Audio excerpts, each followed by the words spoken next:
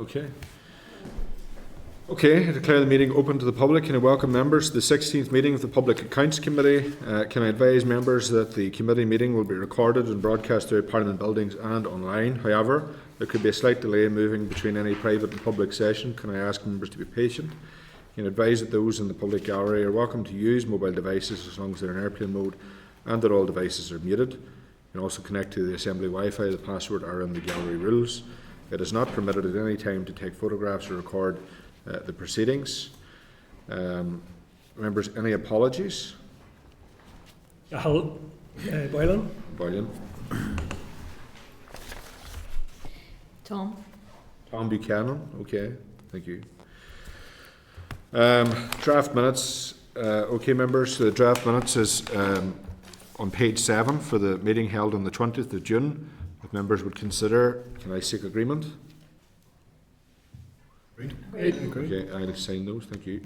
Okay, members, can I refer you to correspondence dated the 17th of June 24 at pages 12 to 14 of the meeting pack from Neil Hutchison from the Federation of Small Businesses, providing further information following the evidence session on public procurement in Northern Ireland. I have to say it was a very good session. We're very appreciative of Neil and the FSB for coming to us and presenting that important information. Are members content that the correspondence be forwarded to the Northern Ireland Audit Office to be considered in the inquiry into public procurement in Northern Ireland? Content. Thank you.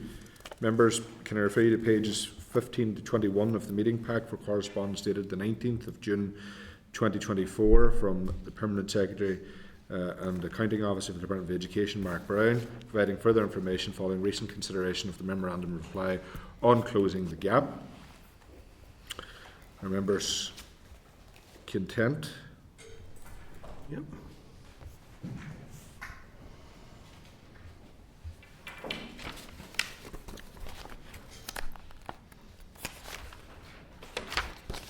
Just during at that point, there's a number of programmes listed in the response, and I just think it might be worthwhile if you agree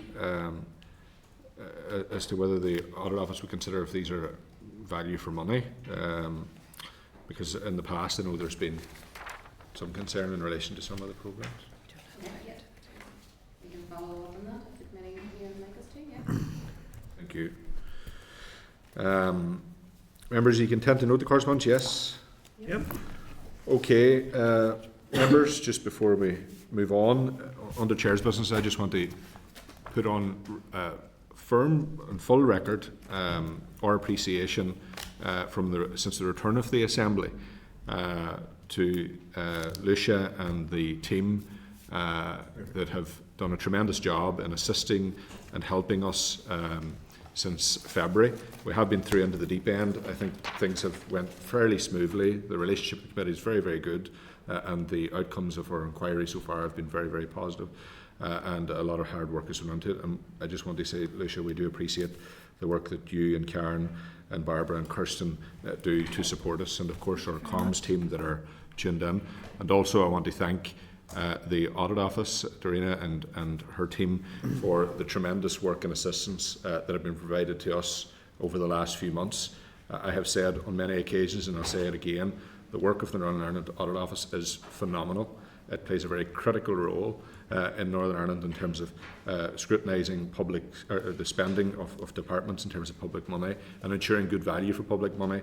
And I think it's an invaluable resource in the wider public interest, and we are deeply appreciative of the work that you've done and also the assistance to this committee. So thank you. Okay, members, can I ask if you have any relevant declaration of interest to declare? Okay, I think you're okay, Patrick, and that's fine. Correspondence. Refer members to page 25 to 37 of the meeting pack. There are written submissions to our inquiry into child poverty in Northern Ireland from Action for Children and the British Association of Social Workers. Members, in the tabled papers, there is also correspondence from Save the Children providing written submissions to our inquiry into child poverty in Northern Ireland. Are you content to note these submissions and forward it for the inclusion in the inquiry report? Thank you. Okay, members, page 38 of the meeting pack is a letter dated the 23rd of June 2024 from Noel McAlinden, Chair of the Northern Ireland Mental Health Arts Festival, outlining some of the group's recent activities and offering ongoing support to the committee in its inquiry into mental health services in Northern Ireland. Are you content to note the correspondence? Yeah. Okay, thank you. Okay, members, we'll move on to the MOR, Broadband Investment in Northern Ireland. And at this juncture, we'll welcome Darina to the table. Is that yeah? He's not here, is it? Okay. Okay, members. The memorandum of reply on broadband investment in Northern Ireland at pages 41 to 49 of the pack. The Public Accounts Committee made 10 recommendations, and the Department of Finance accepts all 10 recommendations, and they're included on pages 45 to 49 of the papers. So can I ask Lucia to brief the committee? Thank you, Chair. Well, I think in summary, as you said yourself, Chair, all of the recommendations have been recommended and accepted by the department. This is an inquiry that took place in the last mandate, and so as quite a bit of time has elapsed, you can see from the MOR that quite a lot of work actually has been done within each of those recommendations. So I would suggest that the committee just seek an update in 12 months' time. Okay, Darina? Yeah, I would concur with that. I think you've got very clear, succinct and informative responses in this MOR, and some of the recommendations you'll see were quite future focused to take into account for future schemes of a similar nature.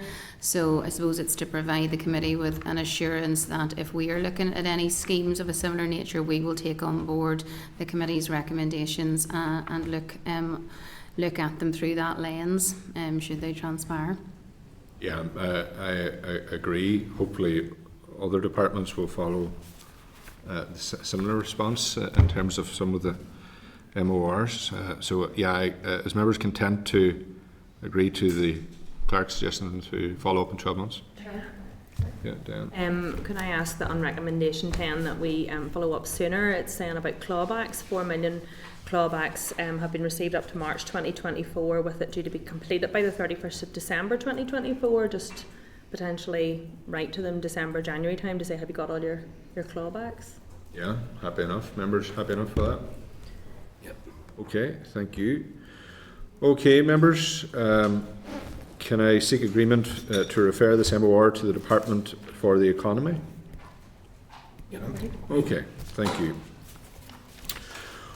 Okay, members, our next item on the agenda is the inquiry on child poverty in Northern Ireland, an evidence session. And we'll welcome into the room our witnesses.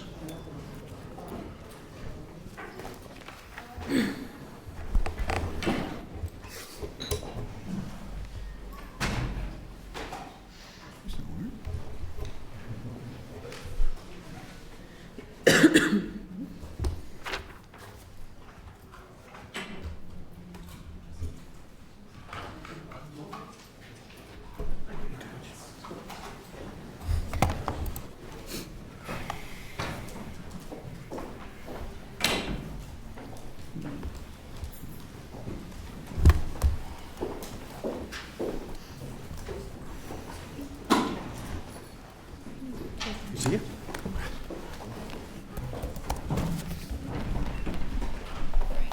Okay, members, can I welcome on behalf of the committee Colin Boyle, Permanent Secretary for the Accounting Officer for the Department of Communities, Emer Morelli, Deputy Secretary, Engaged Communities Group, Department for Communities, Paddy Rooney, Deputy Secretary, Work and Health Group, Department for Communities, and George Sampson, Chief Economist and Director of Analytics, Department for Communities. Darina Carville, Controller General, is with us, and also Stuart Stevenson and Julie Sewell from the Treasury Officer of Accounts, the Department of Finance. Can I refer members to the relevant papers relating to this agenda item at pages 51 to 120 off your packs and page 2 to 5 of the table papers. Mr. Boy, Ms. Morelli, Mr. Rooney and Mr. Sampson, you're very welcome to join us at the Public Accounts Committee today. We appreciate your time and for taking our questions on this very important inquiry. This is a key priority area for many members across the Assembly, and absolutely an area where members of this committee were very interested in and keen to hear answers to some of the important questions that we have. So at this point, I'll invite you to make some brief opening remarks. Thank you, Chair, and thank you for inviting us to come to meet the committee today. We agree it's a very, very important subject indeed. I know everyone will agree with my department's viewpoint that one child in poverty is a child too many. We know that a child who starts their life in poverty is much more likely to remain in that situation into adulthood and beyond. As the Audit Office's report highlights, poverty is a complex issue and there is not a single cause. Since 2016, DFC has led on the coordination and reporting on the child poverty strategy on behalf of the Executive. Now, during that time, much work has been done across all departments endeavouring to address child poverty and its impacts. This is well summarised in the body of the NIO report, and we've seen some movement across a range of indicators, such as the slight reduction in absolute child poverty before housing costs, going down from 18% to 15% over the strategy's lifetime. Though more recently, we acknowledge that rates have risen, primarily due to cost of living impacts, as they have done across all our neighbouring jurisdictions.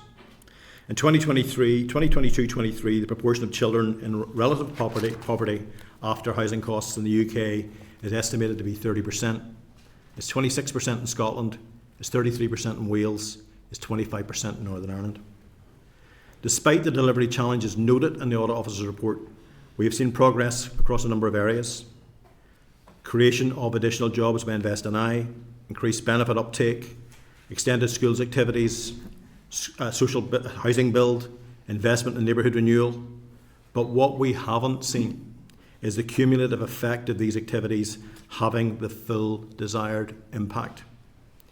The strategy has brought focus to executive departments' efforts to address child poverty. It's given visibility and progress against key actions, with comprehensive annual reports being laid in the Assembly and published on the DFC website. We recognise the value in this report and the insights that have emerged, and we recognise that much more needs to be done collectively in a more connected way to ensure that every child has the opportunity to thrive. The Audit Office has indeed identified a number of key areas for improvement in its recommendations, and I welcome in particular the recognition that addressing levels of child poverty in Northern Ireland is a whole of government issue. Despite DFC's focus on responding to social need, poverty and deprivation, from the NIO report it's clear that addressing child poverty requires a more targeted and sustained focus by the Department for Communities, Health, Education, Economy, Finance, Justice and the Executive Office. We recognise also the value of our sectoral partners and key stakeholders in working with us to achieve what we all want to see. The eradication of child poverty in Northern Ireland is a hugely ambitious task, one which is evidence-based, which needs to have clear direction, dedicated resources, and an action plan for delivery, and I'll stress this, which is practical, which is fully funded, which is sustainable, and which is value for money. We will continue to work closely with other departments in the civil service and other key parties to bring forward an anti-poverty strategy for executive consideration and endorsement in this financial year. This is a challenging area, but the NIO's recommendations will be included as an integral part of the evidence base that we will use to inform the decisions to be made by my Minister and following his consideration by the Northern Ireland Executive. Minister Lyons has already stated his commitment to bringing the strategy forward at pace in this financial year, and my officials have been tasked to do just that. I hope these opening remarks are a helpful starting point, and we are indeed very happy to take questions from the committee. Thank you very much for those opening remarks and for keeping them to the point and short as well, which will enable members to get straight to questions. As I've already outlined, it is a huge priority for us all as legislators and absolutely for this committee. We do have concerns. Those concerns are also very clearly outlined in the Audit Office report. And some of the questions that we have today will point very strongly towards those concerns. So firstly, Mr. Boyle, child poverty levels across all measures are either unchanged or have increased since this strategy was implemented. Do you believe that this strategy has been effective in achieving its aims of turning the curve on child poverty? The really key phrase in your question, I think, is turning the curve. The NIO report focused quite a lot on Scotland, and we also have been focusing on Scotland quite a bit as well, and watching the level of investment that the Scots have put into eradication of child poverty. Indeed, they've said their government have said it's their number one priority. They've stated that on many occasions, and their First Ministers and repeated First Ministers have been very, very clear on that. They're struggling to turn the curve. They're not going to meet their targets this year. It's very, very unlikely they're going to meet their targets. And the same chill winds that blow on our face will blow on their face. And when I look at the magnitude of investment, and I look at the level of focus and the level of strategic leverage that they're trying to effect to secure that change in the dial, that turning of the dial, I'm recognising what the Permanent Secretary over there says and what their First Minister has said on a number of occasions, that the turning of that dial will take more than the life of one government to do it. It will take a genuine, sustained focus over a long number of years to achieve that. So I think, to answer your question, I think this was a useful starting point. I think it focused on a lot of things that were already being done. And if we're going to be truthful about this, those things were being done because departments had very limited capacity to move outside what was being done. At no stage did that strategy receive any additional funding. I have 5 people in my department working on it, and I've kept them working on it the whole time that I've been there. And they are very, very important with the knowledge that they have. But it's not an army. And I'm looking at what would be required to sustain a real change. And I'm looking at some of the things, for example, in the expert panel report that people are actually asking for, and the significant sums of money involved in all of that. So that's where I'm coming back to: focus, strategic leverage, funding, affordability, value for money, all of that. So to answer your question, I think it was a good starter, but I think there's much more to do.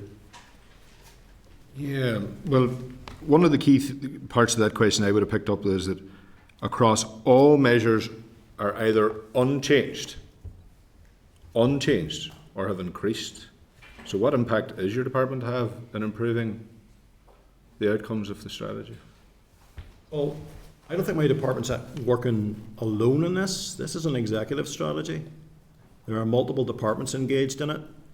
You're the lead department? We're the lead department, and if you read the Audit Office report, you will see that our role is to monitor the delivery, and it is to report on it, and it is to coordinate activities. So I have no responsibility or role or scope to hold any other department to account. To change gear and say to other departments that X, Y, and Z is not working, we'd like you to change that, please. Mr. Boyle, with respect, if I was to take that attitude in terms of every witness or every department around here, we'd go nowhere. You're the lead department responsible for the implementation of this strategy. I've asked you a direct question, and you're pointing to other executive parties or other executive departments as to what they are or are not doing. I'm asking you as the lead department, Mr. Boyle, I've asked you a very direct question. The key point of this question is the child poverty levels across all measures are either unchanged or have increased. My question to you is, what has your department actually achieved as the lead department in relation to this area? My lead department's role is to coordinate, to report and to monitor. That is set in legislation. The legislation gives me no mandate over any other department. During the period of that time, that strategy ran from 2016 to 2022. For the first 3 years of that, we had a pause in the political process. We had no stewardship at a political level. So there was no ministerial oversight group that was sitting above this. So this was literally left down to officials in terms of doing it. The officials gave it their best shot. What powers did the counting officer have I'm not sure if you were in that role then, but what powers did the accounting officer have in terms of oversight in the absence of a minister in that period? Well, it was a cross-cutting issue, so we wouldn't have had the power to say, okay, we don't think this strategy is actually working, let's bin these particular activities, let's go for a different approach in the remaining years of this. In fact, our minister at the time took the decision to extend the strategy by a further 2 years beyond 2020 into 2022. So in the same way as we've been operating in the last couple of years without ministers, and we could not do anything which was cross-cutting of any significant nature, I would suggest to you that trying to change an executive-owned and approved anti-poverty strategy would have required ministers to do that and an executive approval to do that. Maybe just add in to that in respect to the roles and responsibilities. So when the strategy came over to the Department for Communities as lead department, it came with an established governance structure and oversight role, which very firmly put the executive and its ministers in that role. Department for Communities, under their accounting officer then, was responsible for ensuring that that governance was maintained as far as it could be, and that went to our monitoring and our reporting arrangements in the main. What it didn't allow us to do was have the agility to respond to the economic shocks that subsequently emerged from the COVID pandemic and from the various crises. We were in a structure that we inherited with little room to move within that. And that's not to excuse or to say that we didn't act. We went and we delivered what was in the strategy at that time. The fundamental question was that strategy the right approach when it was designed in 2016 to eradicate child poverty now is one that we are learning lessons from, and we look to colleagues and we look to advice and we look to our stakeholders how to move that. But I think we were constrained up to a point. So, Ms. Morelli, you've pointed directly to the question that I've asked Mr. Boyer.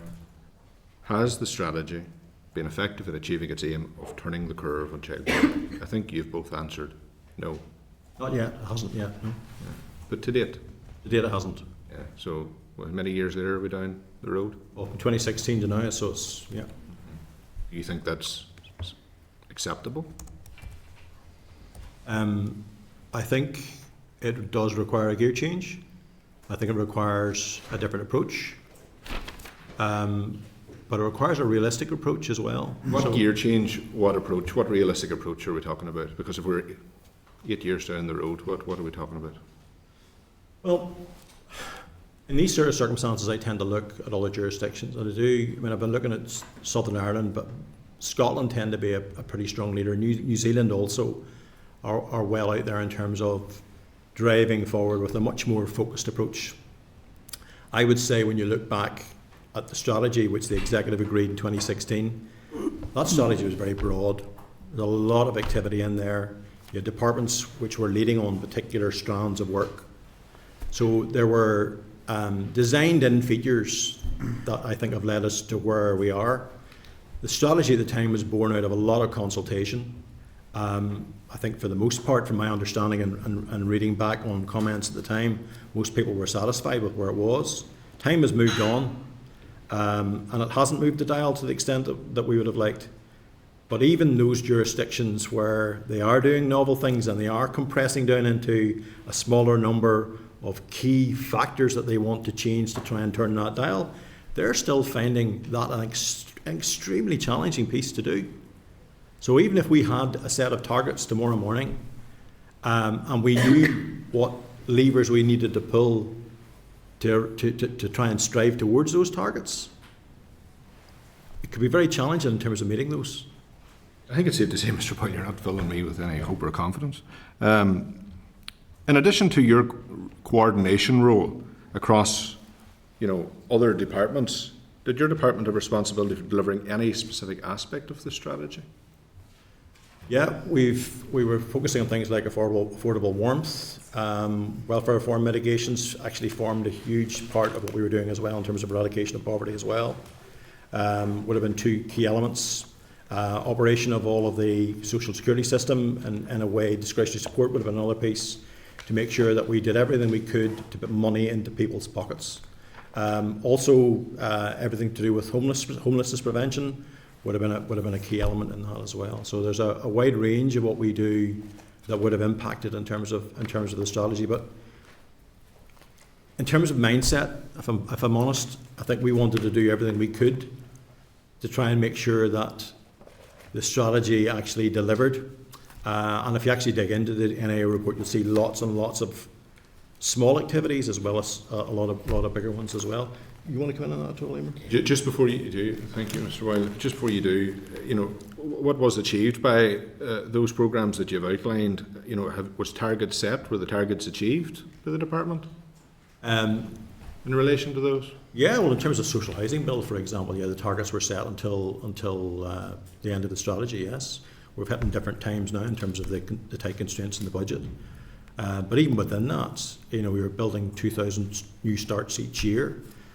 We still have significant housing stress, so it's still not enough.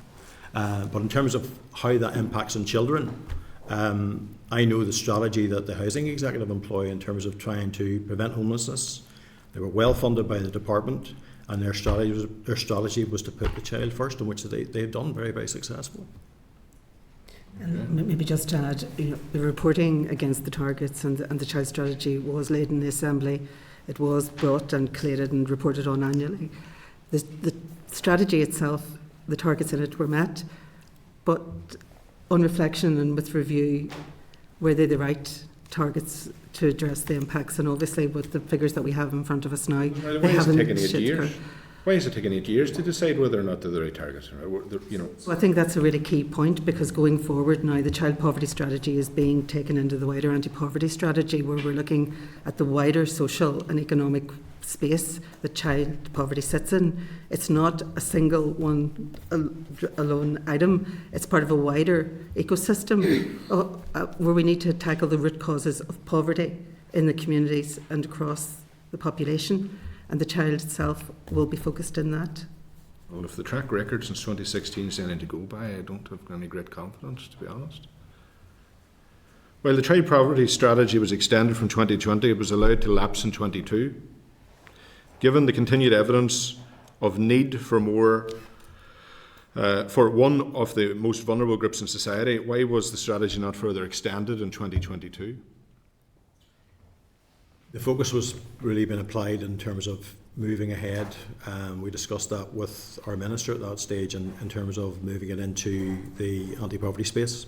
And that was seen to be a much more valuable exercise than what we wanted to do, was to incorporate child poverty as a key element in terms of the wider anti-poverty piece. That was the approach. Okay. From your knowledge, Mr. Boyle, has the child poverty strategy had any successes that you can point to? Well, in terms of absolute child poverty dropping from 18% to 15%, yep, that's very modest. In terms of the other indicators which didn't move very far, yeah, I'll bring George in a second because he's across the detail in a more forensic way than I am. I think when you look back at the climate in which this was done and the time that this was done, when you set the hair running in terms of saying, well, there's the strategy that we believe this is going to work, let it roll, and let it take effect. That's what happened, and that's what we did. And every department that needed its head to do what it needed to do was allowed to do it. And we followed the methodology through that was to be deployed. And what we have now is the benefit of 2020 vision hindsight to say this didn't work as well as we thought it was going to work. But I would also challenge back to say, based on what I've seen in other jurisdictions where they have been more adventurous, where they have been more focused, where they have been ahead of the curve, you'd be asking the same questions of those jurisdictions. I'm asking it of you. Well, I'll give you the answer. I don't think it has done as well as it could have done, absolutely. But what I'm saying to you is it's an exceptionally challenging task. So your view that we're not filling you full of confidence, I think if you look across the world and look at where child poverty is being eradicated, it wouldn't fill anybody full of confidence. Because I think Ireland's amongst the worst example of child poverty. In terms of, well, I'm looking at the numbers. Examples. I'm looking at the jurisdiction here, and I'm comparing the numbers with other parts of the UK, and the other parts of the UK are worse. Wales is worse. Do you think that's a good thing? No, I'm just answering your question. Don't think it's a good thing at all. I don't think any child poverty is good. I'm actually with you in this. I want to see child poverty dealt with properly. I don't dispute that, Mr. Boyle. We all want to see it, but I don't believe there's been enough action to guarantee it at all. That's the concern I have. And in the opening responses to those very straightforward questions, I am not filled with the slightest bit of confidence that the department are going to lead on this anyway successfully, or have done to date, to be honest. The department You know, has sitting done- back in hindsight is two of the things that I would have definitely applied. I think it's really important. We are learning the lessons. So there have been many successful pilots that have gone through the child poverty strategy. Health inequalities, children, early interventions for children, prevention have come more to the fore than reactive actions that maybe didn't turn the curve as much as they should have. Seeing where the investment is needed, and investment is needed, I think that will be the core principle moving forward. This has to be resourced. But health inequalities feed into child poverty inequalities. We can see now the map before us in the landscape. Yeah. You know, certain categories of the disabled children, for example, need our support and help. So I think Mr. Boyle made the point earlier. The scattergun almost approach of this first strategy, where it listed a wide range of areas and topics, and most of whom were achieved, it didn't focus on those key levers that would move. And I think we now have significant amount of evidence that we didn't have when this was set in 2016 to say if we invest here, we have potential to move. We can't give commitments. This is a societal issue at its heart, but we need to focus on those key areas that we know work, and prevention, early years in particular, would be a real focus going forward in the wider anti-poverty space. The biggest, sorry, just to say, Chair, the biggest lesson for me in all of this Yeah. is the configuration in terms of the authority to do what needs to be done if corrective action has to be taken in a dynamic and agile way during the delivery of it. That needs to be thought through and done differently. And having political institutions available during that time to oversee that and enable the decision making with the legislation that's in place is really key. So the idea that this department or any other department sat in its hands and sleptwalked through this is wrong and misleading. We did not do that. We were heavily constrained during that time. I've no doubt that political stability played its part, without any question, but it does not in any way justify why 8 years later the curve has not been turned in a way that is acceptable, to be honest. Just, Ms. Murray, you've touched on an important point. Do you believe that the child poverty strategy was ambitious enough then? I think in 2016, it was an ambitious strategy at that time. It had come behind quite a number of different models and different interventions.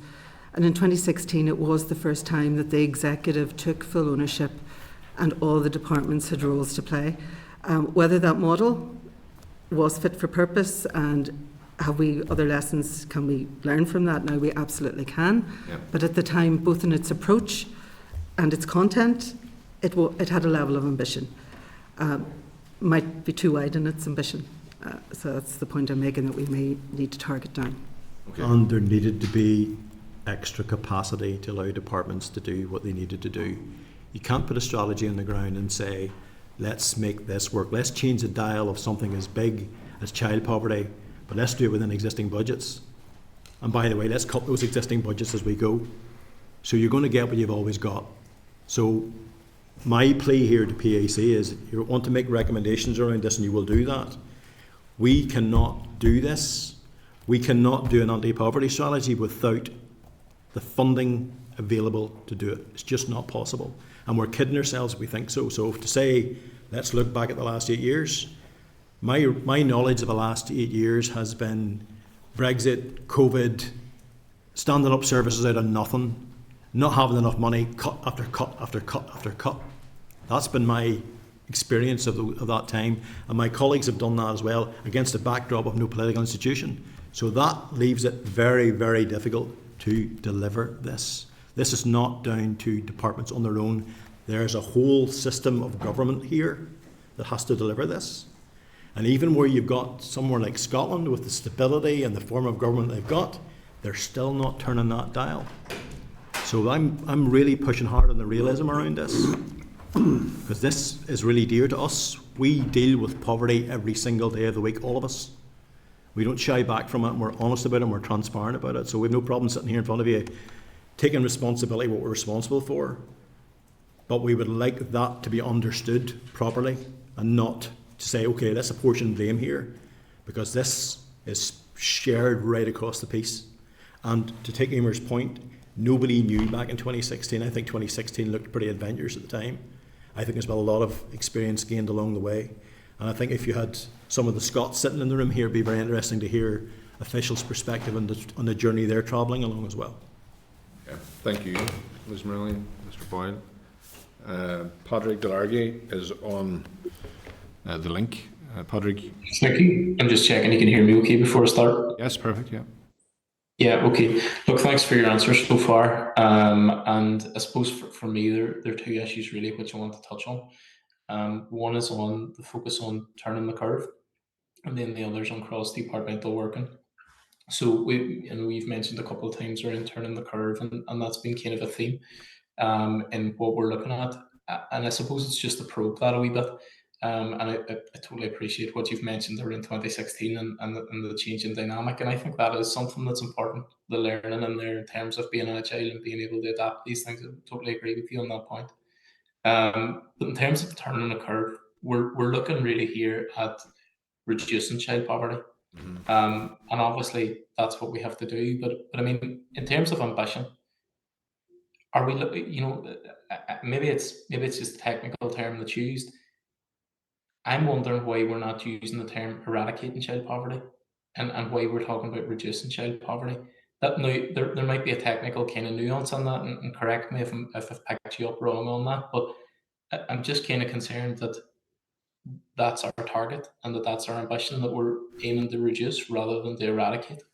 Okay, I think it's a very important point you've just made, and I fully acknowledge it, Padraig. At this moment in time, if you were to ask me, do I know what this current executive wants to do? Is it to reduce poverty or eradicate it? I don't know. And I think that's where the challenge comes in. I think there's a range of possibilities here. So if you were looking at child poverty, you'd be looking at dimensions around income. You'd be trying to improve the levels of income, whether people are on benefits and can't work, or whether they're in work and they need to earn more, and prosperity needs to generate that. You'd be looking at the whole dimension of employability and the quality of jobs and where those jobs are and the accessibility of those jobs. And everything that feeds into that, including the extent to which children perform well enough at school, right through to the availability of childcare, right through to the work that's being done on improving special educational needs. There's a whole of government system at stake here. And around all of that, you've got all of the wider pressures in terms of trying to deal with cost of living and all the rest of that we have. And I think to actually arrive at the question, to answer the question of whether you want to eradicate it or whether you want to reduce it, is down to two things. First of all, clarity about the quality of your strategy and making sure that you understand that the 4 or 5 or 6 levers that you're going to pull or combine will actually have the impact of either reducing or eradicating child poverty. And then making sure that in terms of those levers that you want to pull, you've actually got the money to pay for it. Because there's no point in sitting here having a conversation and having a nice audit office report and having a wish list tacked at the back of it that says, we'd like to eradicate child poverty and here's all the things we like to do. But you know what? We can't afford any of it because we don't have the fiscal levers to do it. Again, back to the whole of government approach. And I know I'm being very challenging back here because I feel very passionate about this. And I totally believe that if you're going to fix this problem, this is not about one department or about just even the departments themselves. It's also about all of the other sectors. And it's about this institution itself. And it's what the executive wants. So I looked at Scotland again. So I've watched the First Minister in March of last year holding a summit on child poverty, eradication of child poverty, eradication of food bank usage is the number one commitment, the number one objective of my government. That's some statement. And without us doing our homework here, without us bringing through the elements of what that strategy can be for Northern Ireland, without us assessing what's affordable and what's not, without us bringing that evidence in front of Minister Lyons for him to sift that through and sieve that through, and then for him to take that on through to the executive, that's the process we've got to step through. There are a layer of significant challenges in there to try and do that.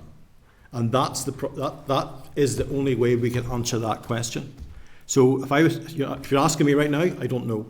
But we will know by the time the executive consider the paper. I think we'll know the answer then.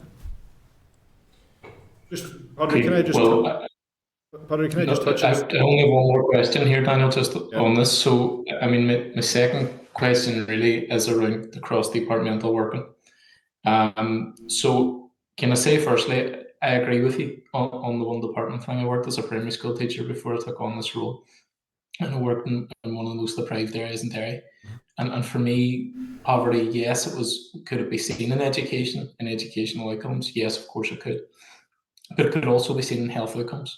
It could also be seen through the Department of Justice. It could also be seen in economic zones and in economic regions. And it can be seen cross-departmental. So I would totally agree with you on that. And from your experience, I suppose, working on this strategy and in this report in particular, I'm sure a myriad of other reports, the cross-departmental element is one that you've mentioned and you've focused on, and I think it's essential here. So in terms of, you see, for me, in terms of how we go forward and actually getting solutions to this, it's actually listening to your experience of how we can change this and how we can make things better. And that's fundamental to me in this. So in your experience, what is the way to crack that? What is the way to ensure that while you're a lead department, and there's a responsibility obviously associated with that, what is the way to crack that silo working and to ensure that actually going forward, that we're not, faced with a similar situation or in this report, again, that we're looking at targets which aren't achieved. How do we crack that? I'll start off and I'll bring colleagues in on this as well, but just to say to you, Padraig, we did some work just before the executive came back and the assembly came back with head of civil service on her missions, and one of the missions was a people mission, and that people mission looked at all of this stuff. It looked at health inequalities, educational inequalities, housing inequalities. It looked at all of that, and every department was around the table. There were people in this room engaged in that from all parties as well, I think. And I could see the desire to fix it. But the silver bullet in terms of fixing this has got to be around having the capacity to do the things they need to do. So the idea, I think the Audit Office report commented on a couple of places, we see a lot of the things that you're already doing.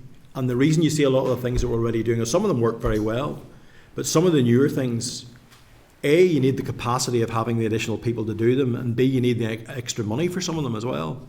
So I think this idea of trying to do more for less has been really, really difficult. I think we've been somersaulting as a service. I have to take my hat off to our staff at all levels who haven't sat on their hands. They've done 2 and 3 jobs at times to actually get us through. So I think there's an onus on us to try and find extra capacity to do new things in different ways. And I think the mission stuff showed some of that. And I think we should be targeting particular items rather than trying to eat the elephant. In any given 2-3 year period, we should be picking the 2 or 3 aspects around child poverty or poverty that we want to actually tackle and address, and stop trying to do everything all the time. Do you want to add anything to that, or any of you guys want to come in? So I suppose it's just the Audit Office recommendations around, removing silo working and cross-cutting work. It is a priority for departments, and we are looking. Managing public money does give quite a lot of different models that can be applied. Which one is best? Which one is fit for purpose? The one that is best is the governance comes from the executive down for issues that are cross-government.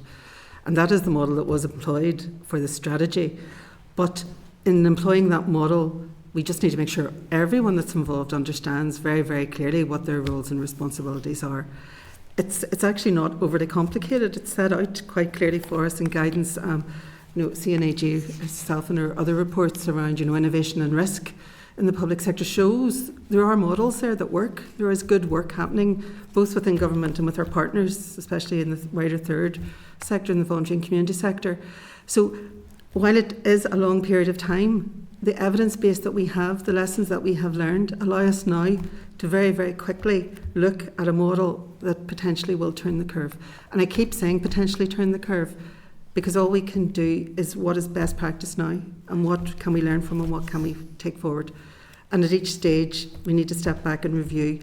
But under the models for joint working, they're set out for us. Treasury has also responded to the wider National Audit Office's report on cross-government working with a number of clear recommendations, and its responses, which again gives permissions here in Northern Ireland to our departments and a very clear direction of travel, that one department cannot do this on its own. We have to work together. And in a time of great stress around capacity and funding and resources, we work together on priorities. And to Mr. Boyd's point, it's the priorities that we now need set for us and work together around that. Do you want to say a wee word about the neighbourhood renewal one, the pilots in Knocknacloy and Derry? Yes, so the People in Place strategic review is ongoing at the moment, but that is looking really from the bottom up, rather than government looking at our own processes and going down. We've gone out to our neighbourhood renewal groups, to our sectors. We've engaged with our voluntary and community partners too, as to what their view is of how we work together. What are the blocks for those partners coming into the civil service to engage? And relatively simple things in the wider scheme of things around bureaucracy, one-time applications, multi-year budgets and ways around that, and how, if we don't have them, how can we support the sector in that wider strategic aim? And really, really useful work coming out of that, including also potentially from the Audit Office and from the PAC's perspective, areas of potential duplication of funding and wider transparency on the use of public funds, where we can see very, very clearly through a digital landscape now, rather than a wide spread of paper, where is the money, what is actually working, what are the outcomes, and if it's working there, will it work here?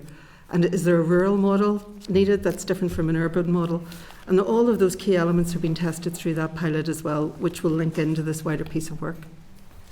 I think you've touched on the fundamental. Sorry, go on ahead. Paddy, I want to come in 1 second, Pádraig, if that's okay. Yeah, of course. Just picking up on the question around cross-departmental working, and I think we have a number of examples where that is very effective, and certainly we can learn lessons from it.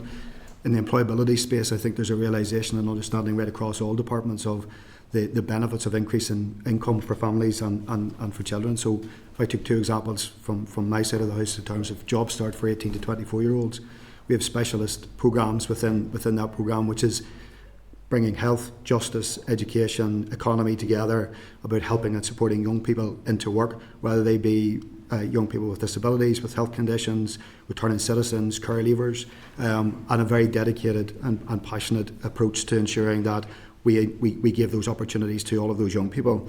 And for our local labour market partnerships working across all of the 11 council areas, I think you'll find that in every one of those areas you'll have representation from health and justice and education sitting alongside ourselves and industry and voluntary and community sector about helping and supporting people back into work.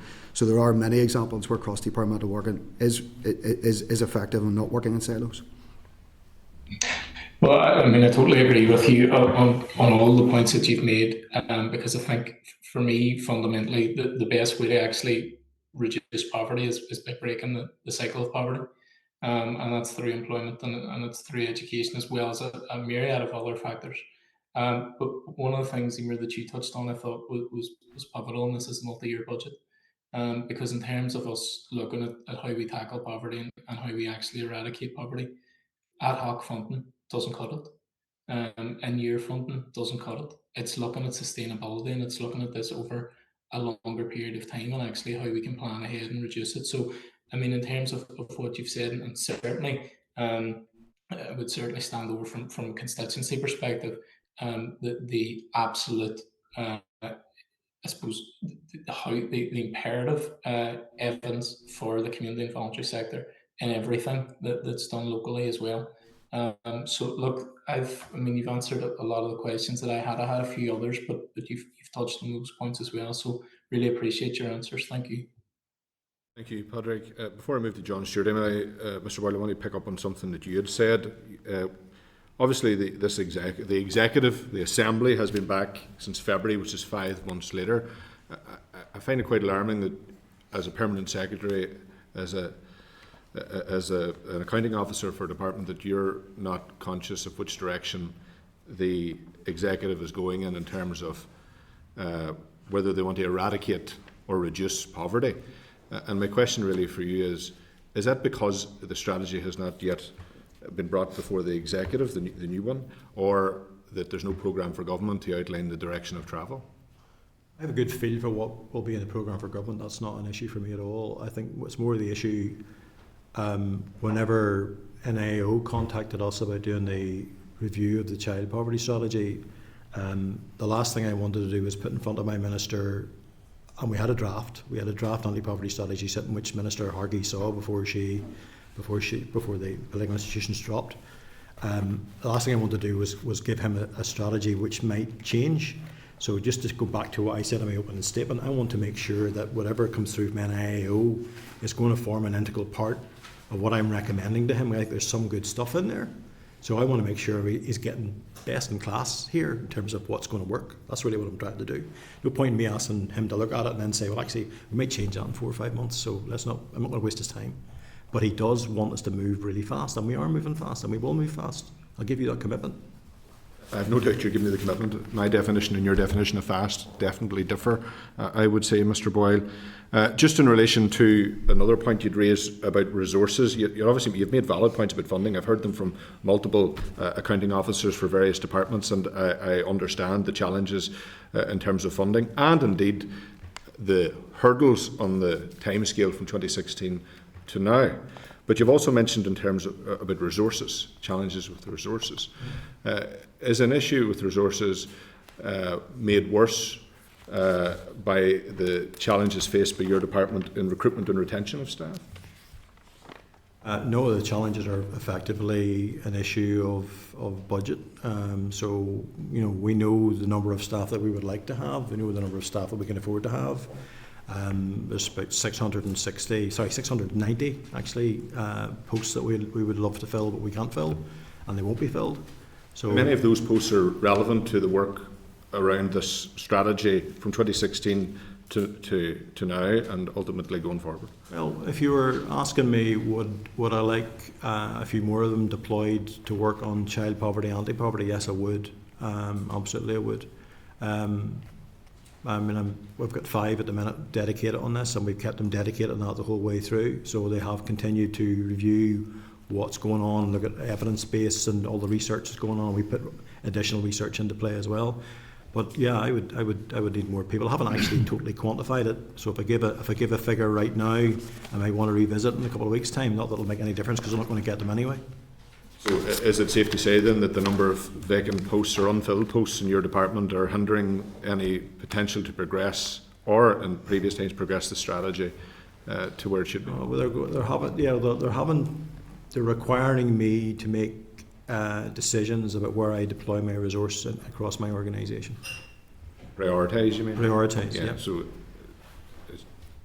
maybe I don't want to pick you up wrong, but does that tell me that the child poverty strategy was not a priority then? What it's trying to say to you is there will be different stages of work. So whenever you drive forward with different stages of work. So for example, when we didn't have an executive and we were keeping an eye on where the evidence base was on any new emerging research and whatever, 4 or 5 people, fine, we can keep that dedicated. But if you want to push really hard over the next 6-7 months and drive additional consultation and prepare papers for a minister and really drive through options and make sure a business case is prepared, 5 people ain't going to cut it.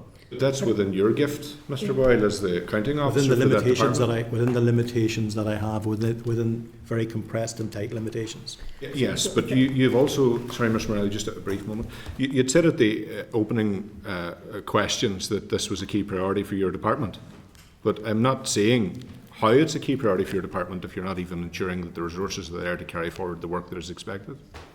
I think that's unfair. But I'm just repeating. No, but I do think it's unfair because the point is I have quite a number of priorities which are statutory priorities. I have a priority to make sure that all the social security benefits get delivered properly as well.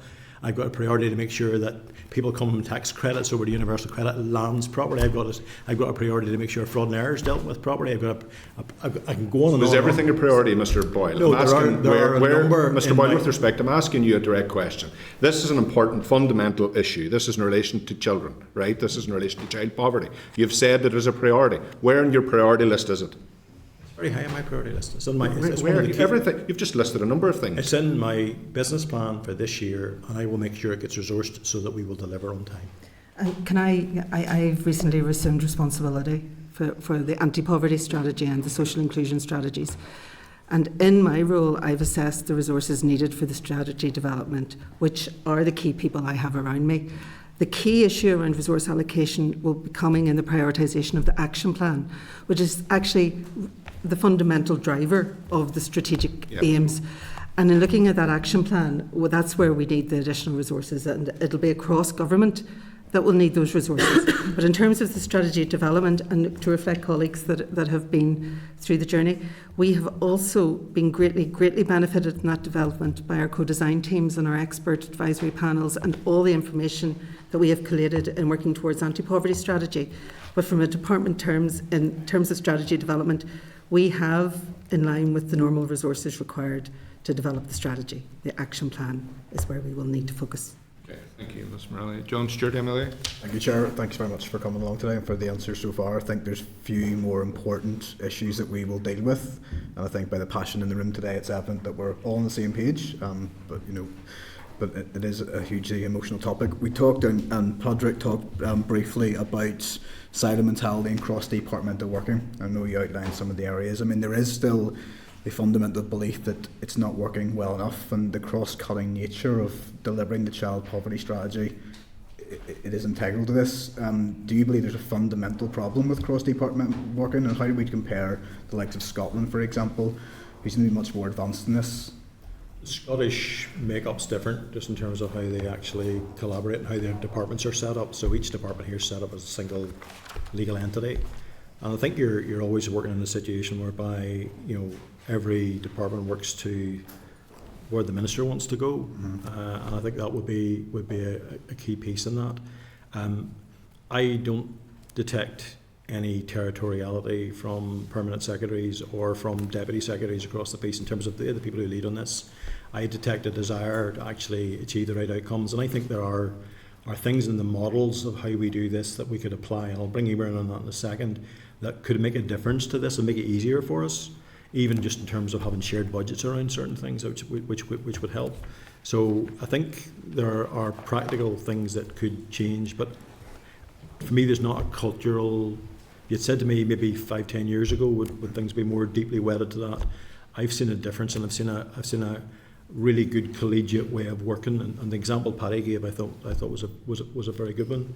Do you want to add anything to that? No, absolutely. And I suppose for the civil service, in the times of crisis, what we have learned is that we have to work together, and we can now see the benefits probably more clearly and more evidence-based than ever before.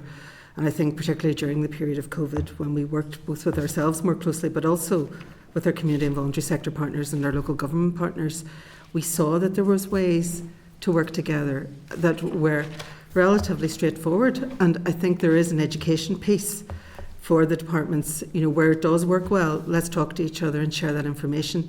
And that's where the People in Place review in particular is coming very much to life, because all departments own that review, and again the report will go to the executive. So I think we're on a journey, I wouldn't say, but I said from where we probably were in 2016 when these models were first being tested and rolled out, we have come a long way in working out what works and what doesn't work. But I'm not sitting here today to say we have solved the issue of cross-departmental working. There's more to do. Just interested in why the Children's Services Corporation Act hasn't been more widely used to enable the cross-departmental working. Can you tell me what barriers there are, and from your point of view, are they complying with the important statutory requirement of that? I think it's been very, very useful in the first instance to have the Children's Corporation Act there. There were a number of clauses in that which could be used and looked at more closely, and that is something we actually have been doing as part of the work in getting ready for the anti-poverty strategy. I think we need to be careful when we look at legislation that we don't try and bring in more bureaucracy around it and more administration, and that's a key lens we're looking at. So what do we already do that works well in a simple, and it's really trying to simplify this as much as possible, because with simplicity comes transparency and comes your accountability. So we are looking at what has worked well under the Act and what else could potentially be used going forward. And just finally on this, Chair, in terms, I know Paddy, you outlined bits of this, but in terms of the roles and responsibilities of the other departments with you as the lead, how often are the key heads of those departments meeting and looking at the strategy collectively and how they can deliver? So I mean, we do acknowledge that everyone has a role to play here. Is enough happening in that respect? George, it's just we get the frequency just now. Yeah, are you referring to the child poverty strategy? Yes. Yeah. Okay. Well, it transferred across to DFC in 2016. As did the requirement for us to monitor and report on the child poverty strategy. So one of the key mechanisms was the outcome delivery group, okay, and meetings took place over the course of 2016 to 2019 at regular intervals of the outcome delivery group meeting, and that departmental leads would have been present. There was a period then after 2020 where those meetings didn't take place, but the emphasis shifted then onto the development of the anti-poverty strategy, and one of the key mechanisms that we put in place was a cross-departmental working group where lead officials from each department met regularly with DFC in the lead in the development of the anti-poverty strategy. So throughout the period 2016 up until really about 2022, when the ministers left office, there would have been regular meetings across departments of officials in the lead, either in child poverty or more recently in the development of the anti-poverty strategy. So, I mean, that's useful, George, thank you. So just in terms of that cross-department working group, how often has it met since the return of this mandate? It hasn't met since the return of this mandate, but Andy Murray, you might have more information on this. There is work in place to bring that back. Yeah, I have no doubt it's just we're sort of 5 months in, and I would have thought, given how we all acknowledge how priority is, how high a priority this is, and given the massive requirement for cross-departmental nature, it would have struck me that might have been something that would have happened in the first 5 months. Is that unusual, or is Work has been ongoing on, Yes, on that, so it we've hasn't met. engaged with, Okay. we have informal engagement. We need to make sure we have the right representatives from the departments on that cross-departmental working group at the right seniority and grade, and we are working, subject to the Minister's agreement, that will be set up really in the next coming months to make sure that that's in the right place. I think it's really important that we don't fall back into what happened in the past, that we learn from the lessons, that we need people who are decision makers in the departments that can give the right perspective and advice, that when the meetings happen they're productive and they move things on. And I think that's not in any way to say that the previous models weren't doing that, but we now have a short window to get an anti-poverty strategy that is right and will make real change. And I think taking a couple of months, and I know 5 months sounds potentially a very long time from the return of executive, but we have worked through everything that we've learned to date, and we are now at the stage of bringing those recommendations forward to the Minister. But we need to make sure, we don't want to blunderbuss into this again with a scattergun approach and say we have done everything across all these departments and we hope it works. We need to give strategic thought and critical thinking now, and we need the time with a Minister now in place and an executive right in place to understand what the best levers are. Just, John, can I come in? Like, we have to be realistic here. John has touched on a very important area. You know, we've outlined and we've outlined our concerns. You've explained that this is a priority. The body that John relates to hasn't met. The executive has been returned for 5 months. When are they going to meet? It's not about, it's a group of officials coming with their departmental ministers' views and into a collaborative working space Half a year where we has can passed. all agree with budgets formally to departments now in May and different perspectives around the wider landscape. We need to bring that all together, but in the right way. There's a lot, Ms Morelli, that we need to do. And with respect to you all I hear is we need to do this, we need to do that, but I'm hearing nothing about timescales. I'm hearing very little around action. I'm hearing a lot about priority, but not telling us what exactly the priority is or how the objectives are going to be achieved. What has been done in relation to this? 5 months since the executives come back. This is outrageous. I don't think it's outrageous at all. It is outrageous. With the greatest respect, no, it's not. It is. I have discussed Mr. Boyle, this. you can't point to anything that has been, really, in all honesty, you can't point to anything that has been achieved by your department. Even John's question there now, there was a bit of filibustering going on in a response to that question. It is not acceptable. 5 months. I have discussed this with my permanent secretary colleagues as well. It is pointless to try and embark on developing where we go next without the clarity. And the clarity of this report and the bearing that this report will have and the recommendations, how the MOR will work, will have a significant bearing, we believe, in how we carry this forward. So I've said that already before. There's no point in embarking down a road and then stopping and reversing back up it and going back down another road. How long's the road? Well, I've said to you already that I will make sure that a paper goes to the executive in this through my minister. When? I've said it'll be this financial year. And with the greatest respect, if you've listened to what I've said in terms of the challenges of how we bring all of this together. I'm conscious of the challenges, Mr. Boyle. Well, You've rehearsed them very well. I'm asking for a time frame. It's going to take us every minute of that to get that to an executive. Give us a date to this committee now so we can. Well, I can give you a commitment now, unless something very, very badly outside of my control and my minister's control goes badly wrong. I believe we'll have this paper to the executive by the end of March. That's my target. That's what I have promised my minister. That's what's in my business plan. That's what I'm driving to do. And if you're asking me with everything else I've got to do, and with the other things that you could easily ask me about, which are also priorities, I've got to manage all of that. 9 months, Mr. Boyle, is what you're telling us. Well, it's end of March, whatever time is between now and end of March, yeah. Okay, John, are you content? Yeah, I just want to tease this final point out, because obviously we've agreed, all of us, of the key nature and importance of cross-departmental working, and you get a lead role to obviously keep track of that. So who is currently, since the mandate came back, tracking and reporting back from the other department their responsibilities in the absence of this meeting, because you said it's going to be another couple of months. So are we assured that the work is going on by the relevant departments who need to be doing what they're doing as part of the strategy? So I think it's really important to differentiate in terms of timescale. The child poverty strategy was extended to the end of 2022. Yes. We are bringing the child poverty strategy into an anti-poverty strategy, because all of the lessons learned indicate that if we don't tackle the wider issues, we will not lift the children. We have to bring everything together. And we have spent that time, and I make no excuse for spending the time to look back and learn the lessons and see what worked and what didn't work.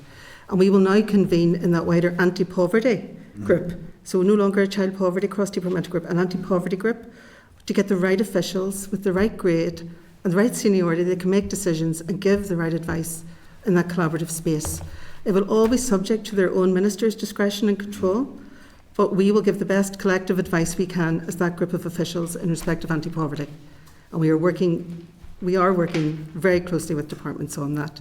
And I do want to say, look, to civil service colleagues, there are people on all areas in health inequalities, in justice, in anti-poverty. We have a lot of cross-departmental strategies going as well. So we need to make sure that we join those together and we give that cumulative impact going forward, because we have failed to do that. Thanks, Thank you. Chair. Thank you, John. Thank you, Ms. Morelli. Diane Forsyth, MLA. Yep, thank you, and thank you, Colin and the team, for your answers so far. Just right before this, I was in a meeting about some different groups about early years, and brought as evidence in it were, just the impact of poverty on early years, and some pretty heartbreaking stories. And it just is so important that we've got this issue here, and I'm pleased to be addressing it. And Colin, you've said a number of times Mr. Lyons is committed to bringing this strategy forward at pace, and I really welcome that. And just key to that, as Emer has said as well a few times, lessons need to be learned from the previous policy and developing that, so the Minister has the best strategy going forward. And in terms of that development, I want to speak to the data and targets around the strategy that's reviewed in this report, and basically the absence of specific targets to reduce child poverty. And could you explain to the committee why in the previous strategy no targets were set to reduce child poverty levels in Northern Ireland? That strategy was developed by OFM, DFM back in the day. I'm pretty sure the Department for Social Development would have had a representative on that. I can't recall who that might be. But whenever that strategy was developed and it went to the executive and the executive agreed it, after all of the consultation process they went through with all of the organisations that they were working with, I think they were basing it on the evidence which they had available at that particular point in time. We're in a very different space now. There was no New Zealand blazing a trail or Scotland trying to drive this the way they're driving it. So I think the benchmarks were very, very different at that particular stage. So this wasn't our strategy. This strategy was handed across to a fledgling DFC in 2016 that was getting bits added to it from all over the place and was asked to actually land this. And by the time it had found its feet, the executive was gone in 2017. So in terms of our remit, and we didn't really have control over any of that. Do you think a strategy without any specific targets is a good idea? Yeah, I know in the report, you know, we and I'll bring George in because George is very close to this. I know this was outcome-based accountability the last time, and was it well done? And I think the comment, and it's one of the insights I think was very, very good when you actually look at some of the examples of lots and lots of low-level activities, and the query was kind of raised in the report: how does DFC actually monitor that and report on it? It's just so much. And was it OBA well done? I don't think it was OBA well done, to be honest. I don't think it was as well done as it should have been, but we didn't have the mechanisms or the power to change it. So to go from there into a target space depends how you feel about the target. So you need to be very, very clear about how you're going to base your target. You need to be very, very clear about what it is going to shift you towards that target. You need to be very, very clear on how much resource you're going to need to shift you towards that target. So, A, what you're going to do, and B, how you're going to resource it. So, and if you do have a target, like Scotland have, I think Scotland are going to find it exceptionally challenging to meet that target. Now, I don't mind having targets that can't be met or might not be met. I love smart targets. I love things you can achieve, and I think that's really important. And I wouldn't shy back from that. But that's not my decision. I think whenever we talk, you know, you were discussing before whether we were going to say reduce or eradicate poverty. You know, the question in either of those is there is a need to measure it to see are you going in the right direction whenever you continue to invest, and how do you do that without targets? I think this is going to come down to the attitude of ministers about the extent to which they really want to go after a target here. I think it's perfectly feasible for them to want to do that. I have no difficulty with that. But I also would understand if they prefer to just use measures and use milestone markers to see how well they were doing.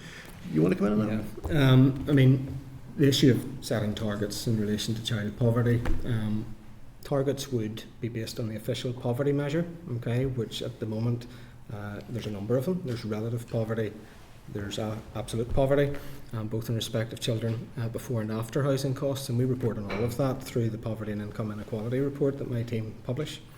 Some of the reasons we might want to be cautious about setting targets in relation to child poverty reduction are that those official measures are based on household income.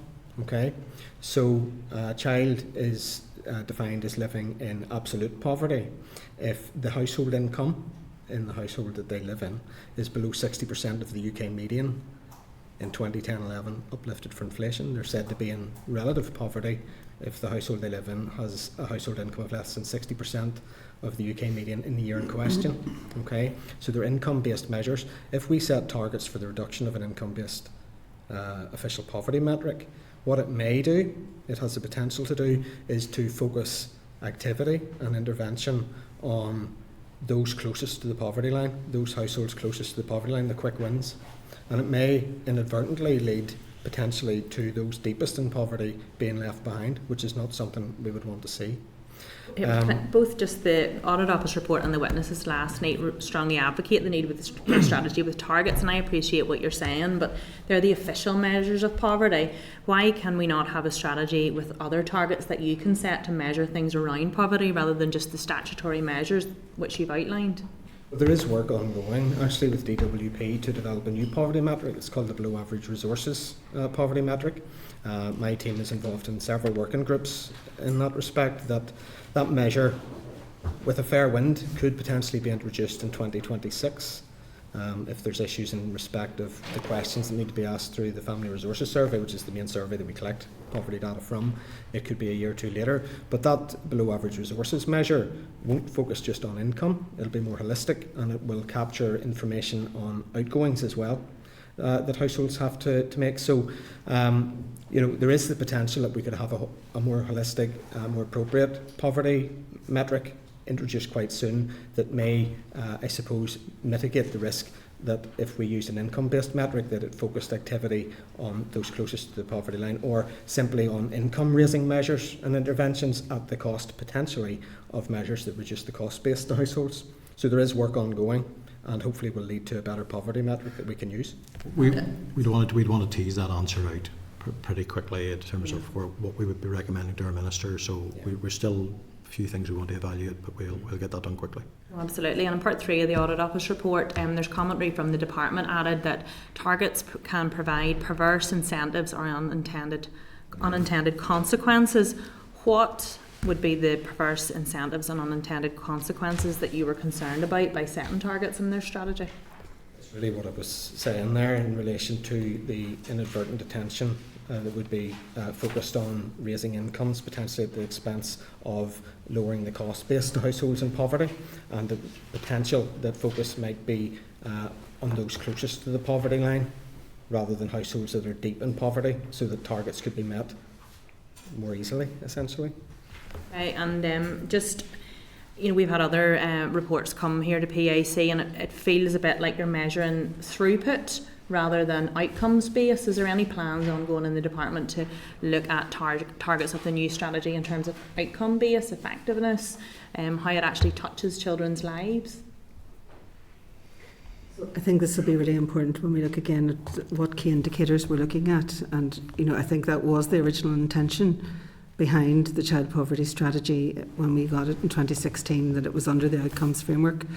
And I think we need to be very, very clever in how we design and set this up, in that absolutely has to be our goal to achieve the outcomes, but to do it in a way that's milestone driven, and that we can give clear advice to decision makers that this direction of travel is working because we've met these following targets and we will achieve this outcome.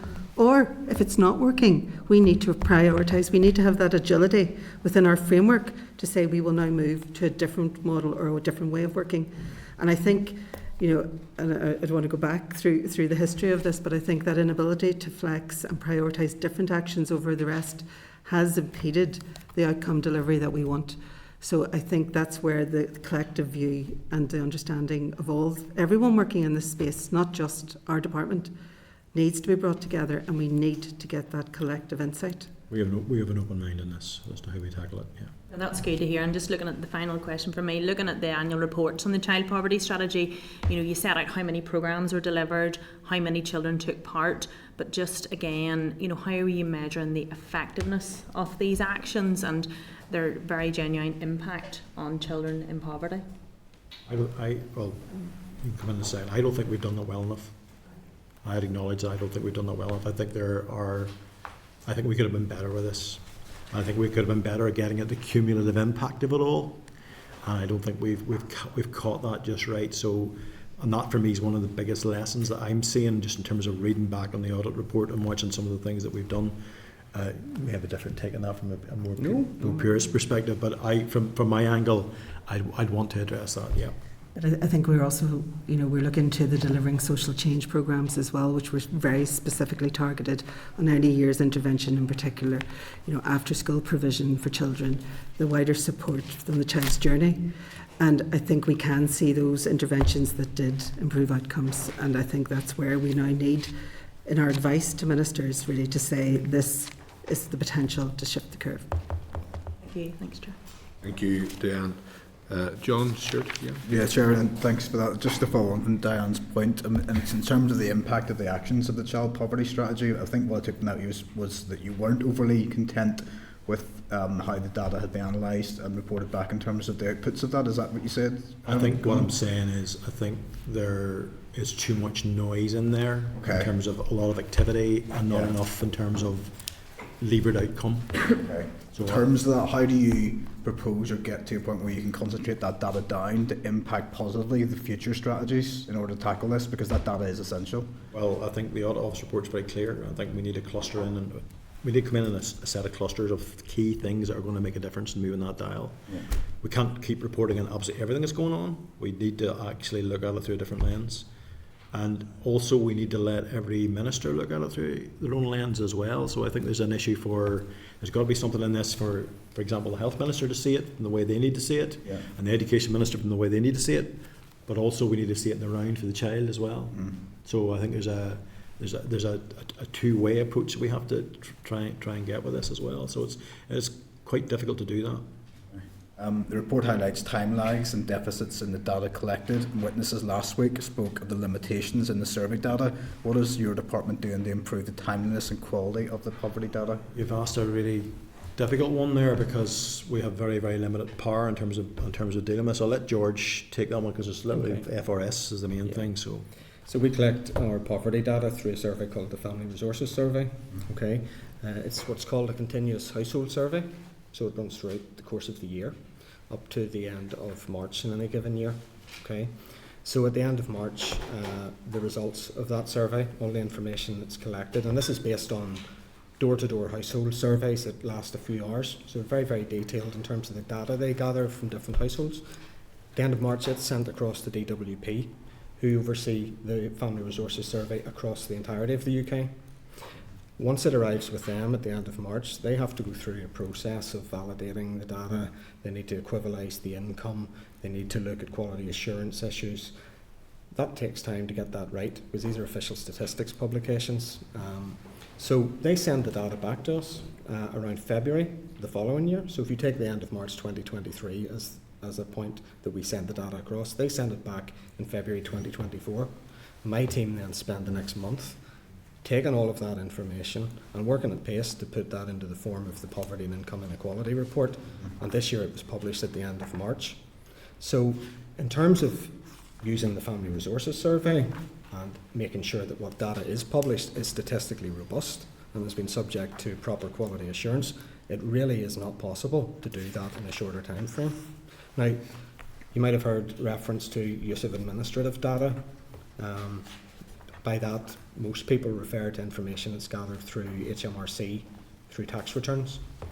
The way the tax year ends in April in a given year, tax returns aren't due for that year until online end of January the following year. The consequence is that ultimately administrative data wouldn't be available for use to inform the development of a poverty strategy for 12 to 18 months after it's actually collected either. So really, those who refer to the time lags and issues regarding the timeliness of data, if we're going to use robust information, if it's going to be subject to proper quality assurance and controls, it's really not possible to get it any quicker. So, for example, that report that was published at the end of March this year, that data is up to the end of March 2023, and that's really about as quick as it gets. And as a department and department officials, are you content with that process for the collection of data, or would you like to see it done differently? I mean, in an ideal world, you would have live data, you know. That's something we'd want to strive towards in order to tackle this properly. In order for that data to be rigorous and robust and to be able to place reliance on it, it does need to go through the process of being checked and equivalised and validated. So it's just not possible to get it any quicker. We wouldn't have capacity to do it. No. Okay. And are we content with the information? Well, it is robust and it is an official statistic, and so we place reliance on it. Yeah. Okay. Thank you, Chair. Okay, John, thank you. Colin Gildern, you MLA?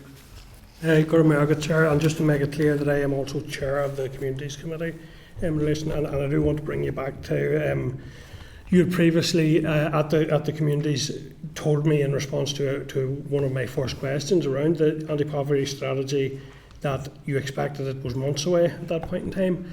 I know that created a lot of despondency in the sector, given that this was a strategy which was drafted, a significant amount of work had been done by the panels.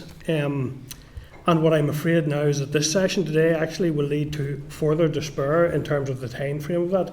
So when you give me that answer, Permanent Secretary, was it in your business plan at that stage that it was going to be actually more than a year away, or has that slipped since we spoke on it?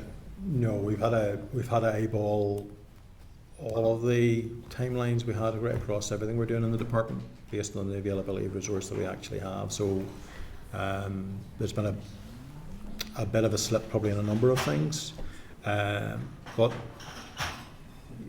we were aiming for January here, if I'm honest, to try and get it done by January to the executive. But I worry about sitting here and saying to you, we'll definitely get it there for January. I think it's more likely to be March. So I need to give a wee bit of comfort to the team, because I think there can be issues in terms of some of the consultation could be more tricky or more difficult, or the executive might want to take longer on it, or the minister might want to take longer on it. So we need to build in a bit of time scale and some of these things. All those things might happen. My concern is this: if the Department for Communities is not championing and prioritising the strategy, and you've told us in this session that it is one of your top priorities, so I don't know how that slipped as part of priorities. If it slipped as a result of resourcing, and I thought we'd heard earlier that there was sufficient resource in there to do the job. So all of the problems you outlined earlier around getting other departments to buy in, and your ability or lack of ability, as you highlighted, to do that, none of that matters until there's a strategy to hold them account for. The issue of resourcing the strategy, none of that matters. How do we know what resources we need if we don't have a strategy measured out, so that the finance minister can go and seek additional resources, or whatever or the executive can do that? So the strategy is the starting point, and that's why I'm hugely concerned at this continued slippage of delivering the strategy. We'll hit the resourcing questions in terms of the right time of the year. So we know late November, December, we need to have an idea for the year ahead what it is we're going to need, and I think we'll be on target to do that. But did you not just tell me that the timing of the strategy has slipped as a result of not having resource to move what I'm forward? saying to you is I want to build an extra wriggle room so I can make sure I deliver it in this financial year. So ideally I'd like to have it done by January, but I'm saying to you it might take me to March. Yeah, and I think just to add, while we lead on the development of the strategy, it reflects the contributions of all the departments.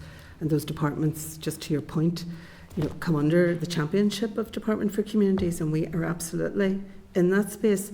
But they then need to come with their ministers imprimatur to that input that they are putting in and signing up to. So it's in the picture that we have, and with the budgets that have just been formally put out at the start of April, and I think when we first engaged it was prior to that position, we now need to let the departments as well settle and see where they are and bring it forward. And we also need, under the leadership, and we do have a prioritised leadership around anti-poverty in particular in the department, we do have a very, very key role in bringing our colleagues with us and making sure that that happens. But it is happening.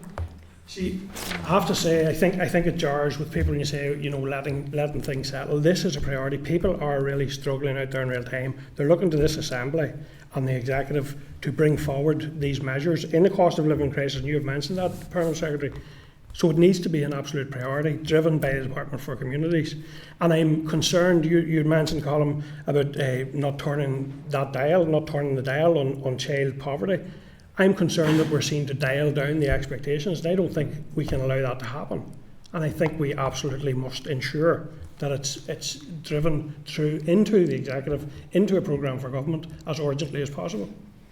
No difficulty with that, other than to say, if we're, to be honest about the constraints that we're facing, is not dialing back on the ambition. But what I don't know yet is what the ambition is across the Executive. I don't know how individual ministers will respond to this, and I'm not sure to what extent they'll say, actually, based on the content of this particular strategy, we are prepared to make X amount of money available to put into child poverty next year. And as a consequence of doing that, we might put a little bit less into something else. But until we have a strategy, no one's at that point. That's my difficulty. Yeah, and my job is to make sure, as an accounting officer, that what I put before Gordon Lyons and what he then puts in front of the Executive, that it's solid, that it's evidence-based, and it's based on something which is affordable, and something which is sustainable, and something which was going to be effective as well. So all of those factors are things that I've got to consider, because if I put something through to the minister says, I can't go with that. It's just nothing in there, or it's not what I want. It's not what I want to see.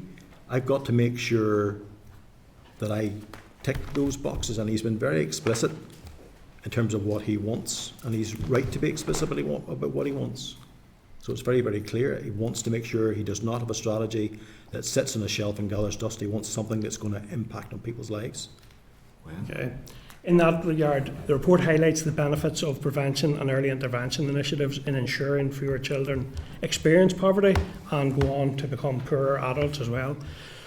But it says that these kinds of interventions are often the first to be cut when budgets are constrained. How important, in your opinion, is prevention and early intervention in tackling poverty, and did the strategy focus sufficiently on that?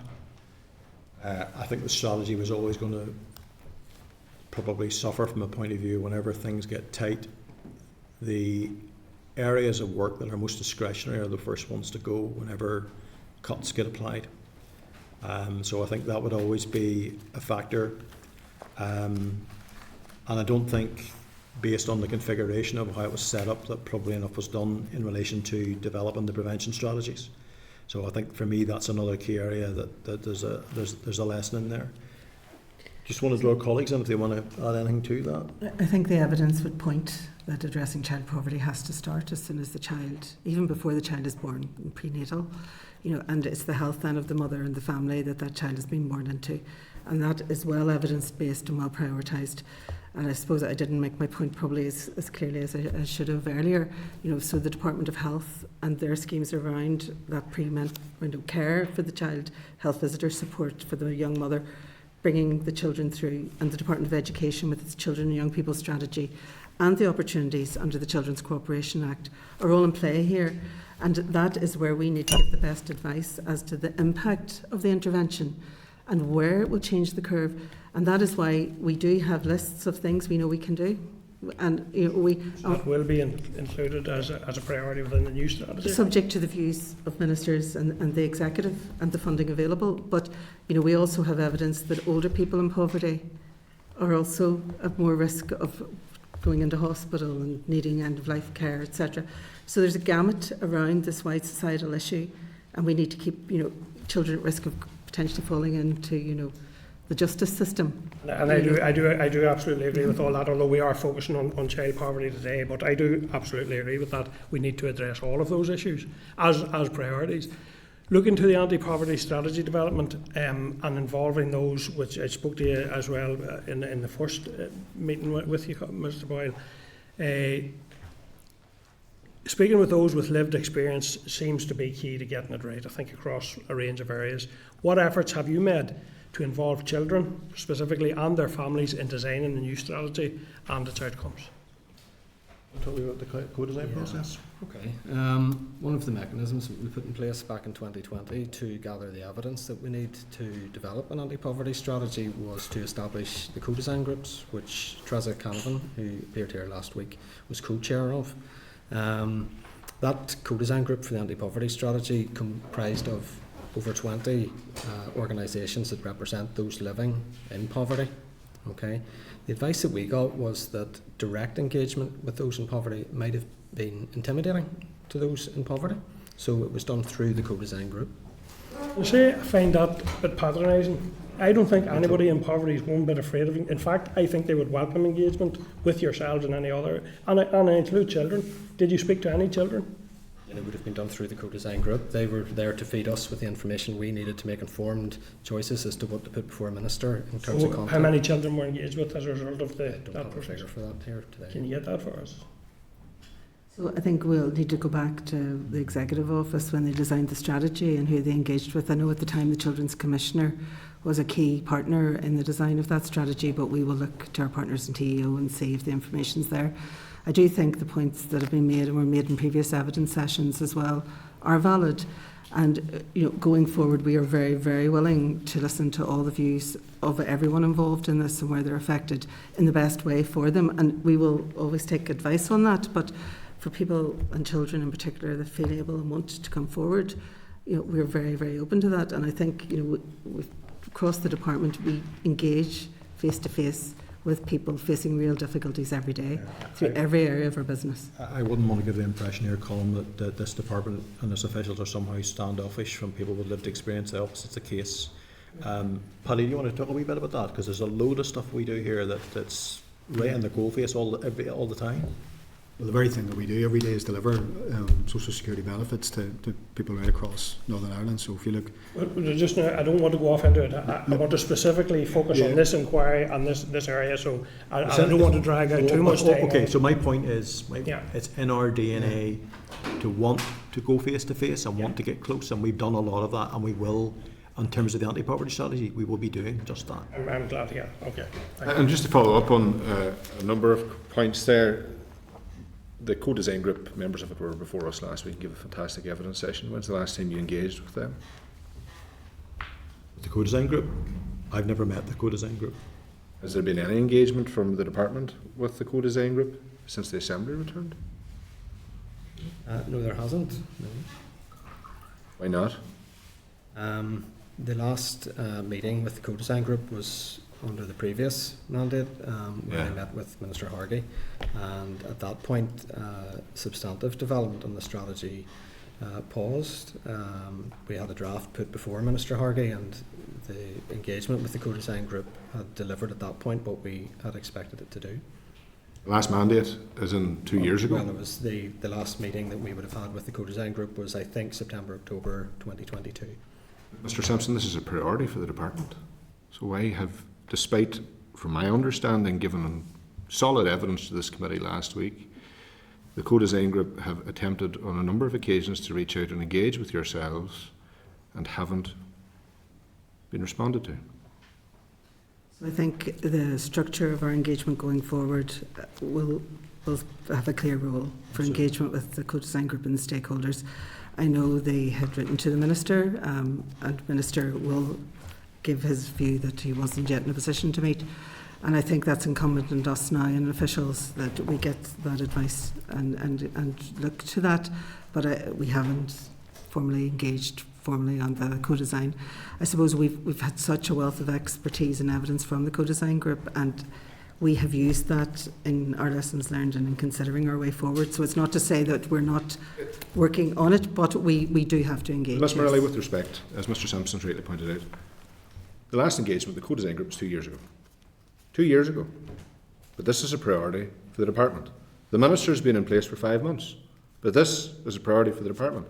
But despite efforts, despite being written to, no engagement with the co-design group, who you are heavily relying on in terms of their experiences, evidence and submissions in 2 years. Is that acceptable? So the position we are in now, we had the co-design reports, we have the expert advisory panel reports. We are looking to understand what that means. We are engaging across our colleagues in government to understand what is actually feasible in this space, what can we recommend, what will the best evidence be. When we are in a position to revert back on an executive strategy, this is not the department's own strategy, we will. 2 years. 2 years. Mr. Yellernew points to very important questions about who you really are engaging with, and it'll lead to further questions, no doubt, from the committee in that regard, because there clearly has been very little engagement in 2 years since the last mandate and since the re-establishment of this executive 5 months ago. Well, I think in terms of taking forward an anti-poverty strategy, let's be clear, I wouldn't have the power as a permanent secretary or the group of permanent secretaries to bring forward a new anti-poverty strategy. And no one's suggesting you are. No, but I would suggest that very little has been done to ensure that it is a priority by the department, even on the desk of the Minister. From what I can see anyway today, everything is we will do, we are going to do, we will get it done. Nothing is done, nothing has been delivered in a timely fashion. Timeframes are questionable, targets are absent. It's a shambles, to be honest with you. I think timescales are there, targets for delivery are there.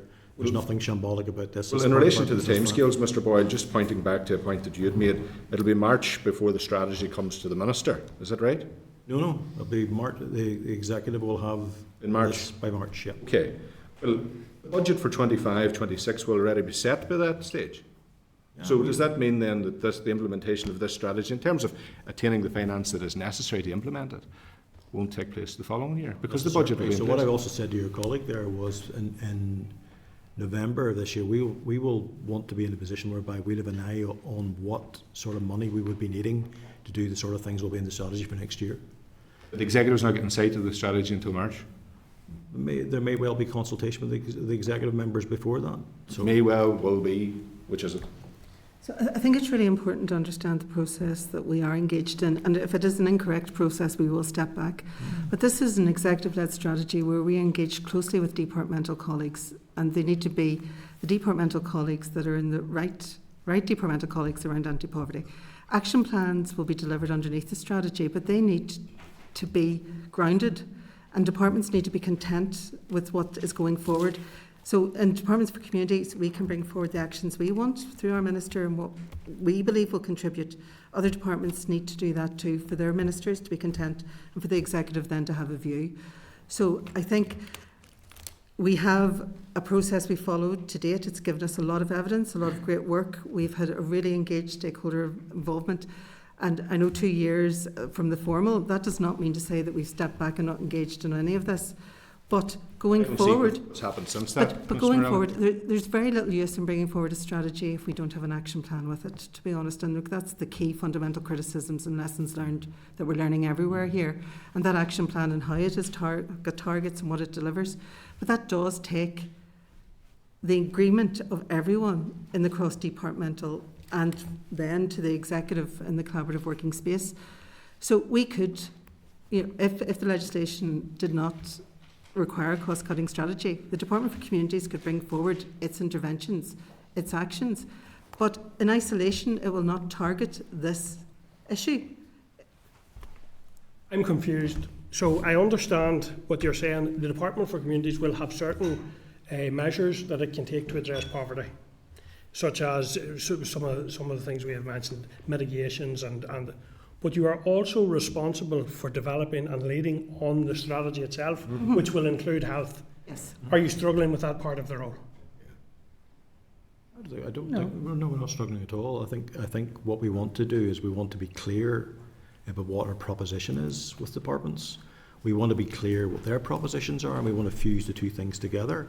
And with the greatest respect, I wanted to be clear what came out of this today as well, and I want my minister to be clear about it.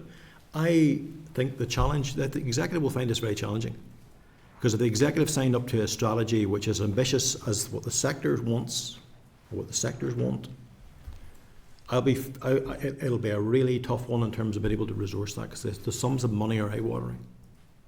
Are you saying it's unworkable, undeliverable? I'm saying it's exceptionally challenging. Sounds like you're saying it's undeliverable. No, I'm not. No, you put words in my mouth, please. I'm saying it's exceptionally challenging. I didn't say it's not workable. It's worked in other places, but in other places they've introduced other fiscal powers to make that happen. Oh.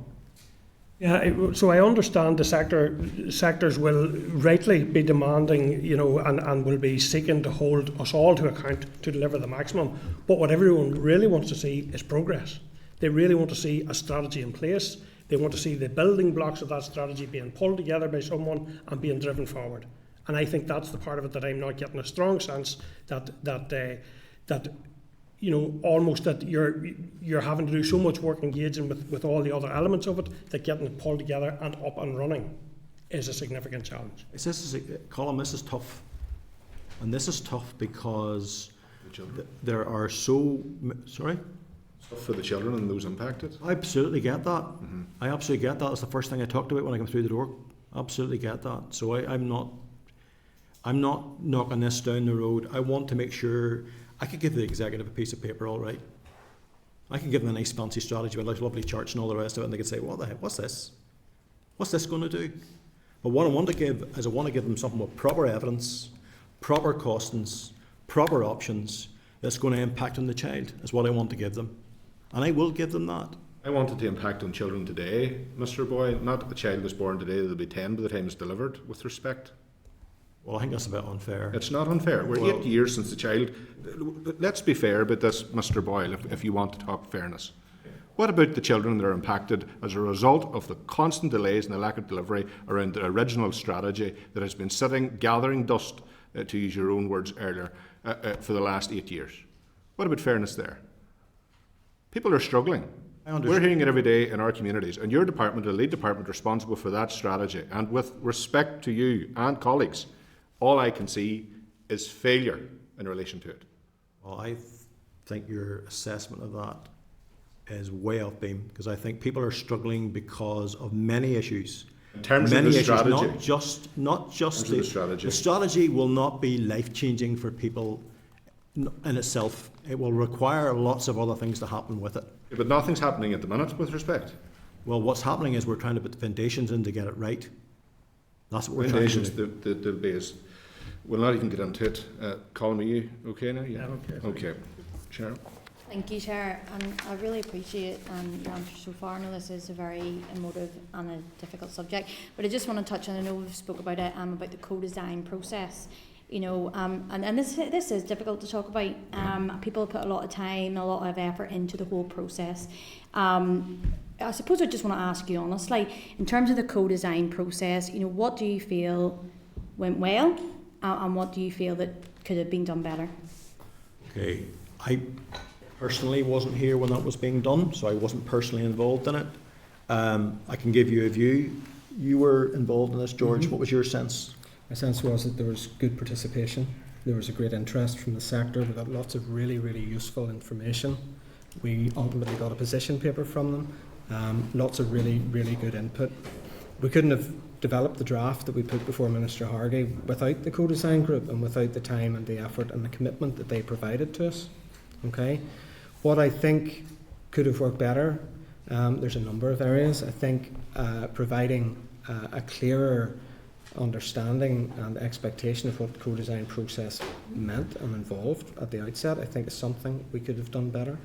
I think ultimately, you know, you'll have heard last week from one of the co-design group members, the co-chair, perhaps keeping them up to date over the last while in terms of what we were doing within the department, so that whenever we come to revisit engagement with them, they know where we're at with things.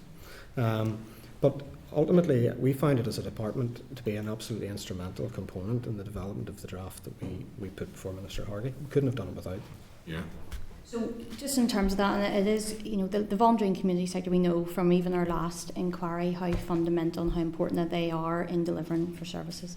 From the Audit Office report, you can see that there has been obviously, I suppose you could say, a lack of trust now, that they may feel that they don't want to engage further because, I suppose, is it a waste of their time for what they've done and what they've engaged in the previous process. They talked about, and as Colin alluded to, about not feeling that lived experience was included, so that's within the report. You know, and the fractured relationship. So how do you believe, obviously as a department moving forward, that can be repaired? We've had a good relationship with voluntary community sector generally for many, many years. Co-design work that we've done has typically gone very, very well. There's been a bit of an aberration with this, if I'm honest, and I think the passion that was talked about there a few seconds ago by yourself, I think is a big, big factor in this. And I think people with lived experience really want an outcome right as quickly as they can get it, and they want a particular outcome as quickly as they can get it. And I think there's a very strong belief that on the ground they know the answer to this, and why are we taking so damn long over it? And we have a different bar that we've got to fill with economists and business plans and business cases to get this over the line, so that somebody will not be sitting in Daniel's seat in 5 years' time saying, what did you spend money on that for? So we've got to make sure we stand this up, and the bar that we have got to meet in terms of doing that is a high bar. And if we cock that up and make a mess of that, I'm sure our colleagues in the Audit Office would have something to say about it. So I think that, for me, is another dimension to that. But the lived experience is absolutely vital, and that sits alongside all of the other research and all of the other evidence base and all of the things that need to be done. And we give that equal weighting in terms of how we do that. Do you want to add anything? So I think that's been the key lesson learned, to be honest, the lived experience and the model that was adopted through the advice and working with the sectors. We took that advice, but we didn't go to the people with the lived experience. And having that funneled to us through organisations, maybe well, we know now from the feedback, hasn't been correct. So we now need to find a safe way for those individuals to come forward and give their story and give their views. And I appreciate that that's recognised because, and as you say, it's two different perspectives. Your bar is different to somebody else's, and I do get that. But that lived experience and understanding where the barriers are, and I know the barriers are childcare or the barriers are employment, we all know that. But what are the actual barriers? Is it the fact that universal credit's a nightmare, or you're having to update everything a month, every month, or is it the fact, in terms of rent, what is the actual kind of small barriers to a person? We know they're the big massive barriers in terms of the big-headed titles, but what is those small steps that are actually causing people to not be able to move further? And I think it's that lived experience that you really do need to understand, to integrate into the strategy, but I do appreciate we're coming from... We mightn't have done it well enough in this particular piece, but I'm just going back to Paddy again. And Paddy, I know that we have loads of other examples where we have done it and done it exceptionally well, and it's on our DNA to do it very well. And I have a direct feedback from vulnerable community sector to tell me that, and I have a direct feedback from people in neighbourhood renewal organisations to tell me that as well. So, just in terms of, I was reading the statistics there about pensioners in poverty and how that has been handled well. Is there areas of best practice that you can take from that to then integrate within this strategy? absolutely, every day is a school day, so we can certainly apply perspectives in terms of how that's been done. There's no doubt about it. And has that been investigated or looked at so far to this stage? Yeah. So, and that's part of the key work that we have been doing, that we have been progressing the various stages. And, you know, to reflect, I suppose the child poverty strategy was a standalone child poverty strategy. A decision was taken to bring it into the wider anti-poverty, which has ultimately expanded that landscape. If a different model is to continue to focus on a child poverty strategy, you know, that's a different model for decision makers to take. And maybe in that space, you know, we talk about biting off all the different aspects. I suppose the wider benefits of the umbrella of the anti-poverty strategy, it brings everybody in society under it. But in terms of resources, capacity and priority, that's for other people to decide, but that's where we are at the moment. And last one, just in terms of the co-design group and the documentation that they provided you, you know, what has been done with that? What has anything been implemented? Has anything been taken from that? You know, what has their work achieved to date from within the department? You fed it through into the strategy document. Yeah. Okay, so that was an instrumental component in terms of what fed its way into the draft anti-poverty strategy that we put before Minister Hargey. But before we pulled that draft together and put it before the Minister, we had independently facilitated cross-departmental working group, co-design group, joint session, where there was a really in-depth, useful discussion where the co-design group members got to meet. It was online with the different senior officials from the different departments, and the report that they had produced was discussed at that to help develop a range of content for the anti-poverty strategy. Yeah. So are they able to see what work they have done? Are they able to see an outcome to that? Have they seen any of that yet? No, and as Traz said last week, they haven't seen it, but we do not have the authority to share that. It's an executive strategy. The previous minister who reviewed that draft, we didn't get authority to share it more widely, and that includes with the co-design group. You can understand where that... Yes, absolutely get it. Absolutely get it. Yes. I suppose in terms of tangible actions and what has happened, you know, the co-design work and the expert advisory panels work, so around childcare provision, which is, you know, so the executive has moved on that. They've also moved on living wage. Now, I know real living wage is the ultimate ask, but, you know, the executive is a recognised living wage employer. So there's various elements that are proceeding under the different departments to, you know, in different areas, especially under the children and young people strategy work in DE. And that's where we need to make sure that we're capturing all of that in the round and what we do. And I know that is leading to the frustration of delay and where we come from, but we need to make sure when we bring this model forward, it is robust and it does reflect views and people can see where they fit in it. And I think even from the discussion today, you know, it's obviously the key stakeholders of children in particular, you know, are key now that we need to engage and with that living experience. Dan, for say. Yeah, thank you, Chair. I just want to draw out on the point there that Cheryl was making. You've all referred to, you know, the development of this strategy, and co-design has happened. But just to go back to that point, whenever you're reading the Audit Office report, it's really, really damning of how that co-design process went. And I appreciate, you know, there's been a change of officials since that. But if, you know, as an executive requirement, there's co-design, you're talking about going forward as if co-design has happened in the past, but actually what we've heard from our evidence, what the Audit Office report has said is it broke down so much that the groups involved went straight to the Minister and had to bypass officials. Do you feel that there needs to be a step to go back to revisit this? Because I feel from the tone of the responses here, you know, the box is ticked, co-design has happened, you're moving forward, whereas actually the evidence given to us last week and this report show us that co-design didn't happen well. There's a reconnect that has to happen here. But also we have taken an independent review of the co-design process that was engaged with and applied. Lessons have come out of that, and especially around the parameters and roles and responsibilities within co-design, and I suppose expectations of everyone that's coming into that field, and that will be now in refreshed, updated co-design guidance. When I said at the start that this model was innovative at the time in 2016, it was a model of strategic development founded on co-design, and I think, you know, and I know I am harking back a lot on lessons learned.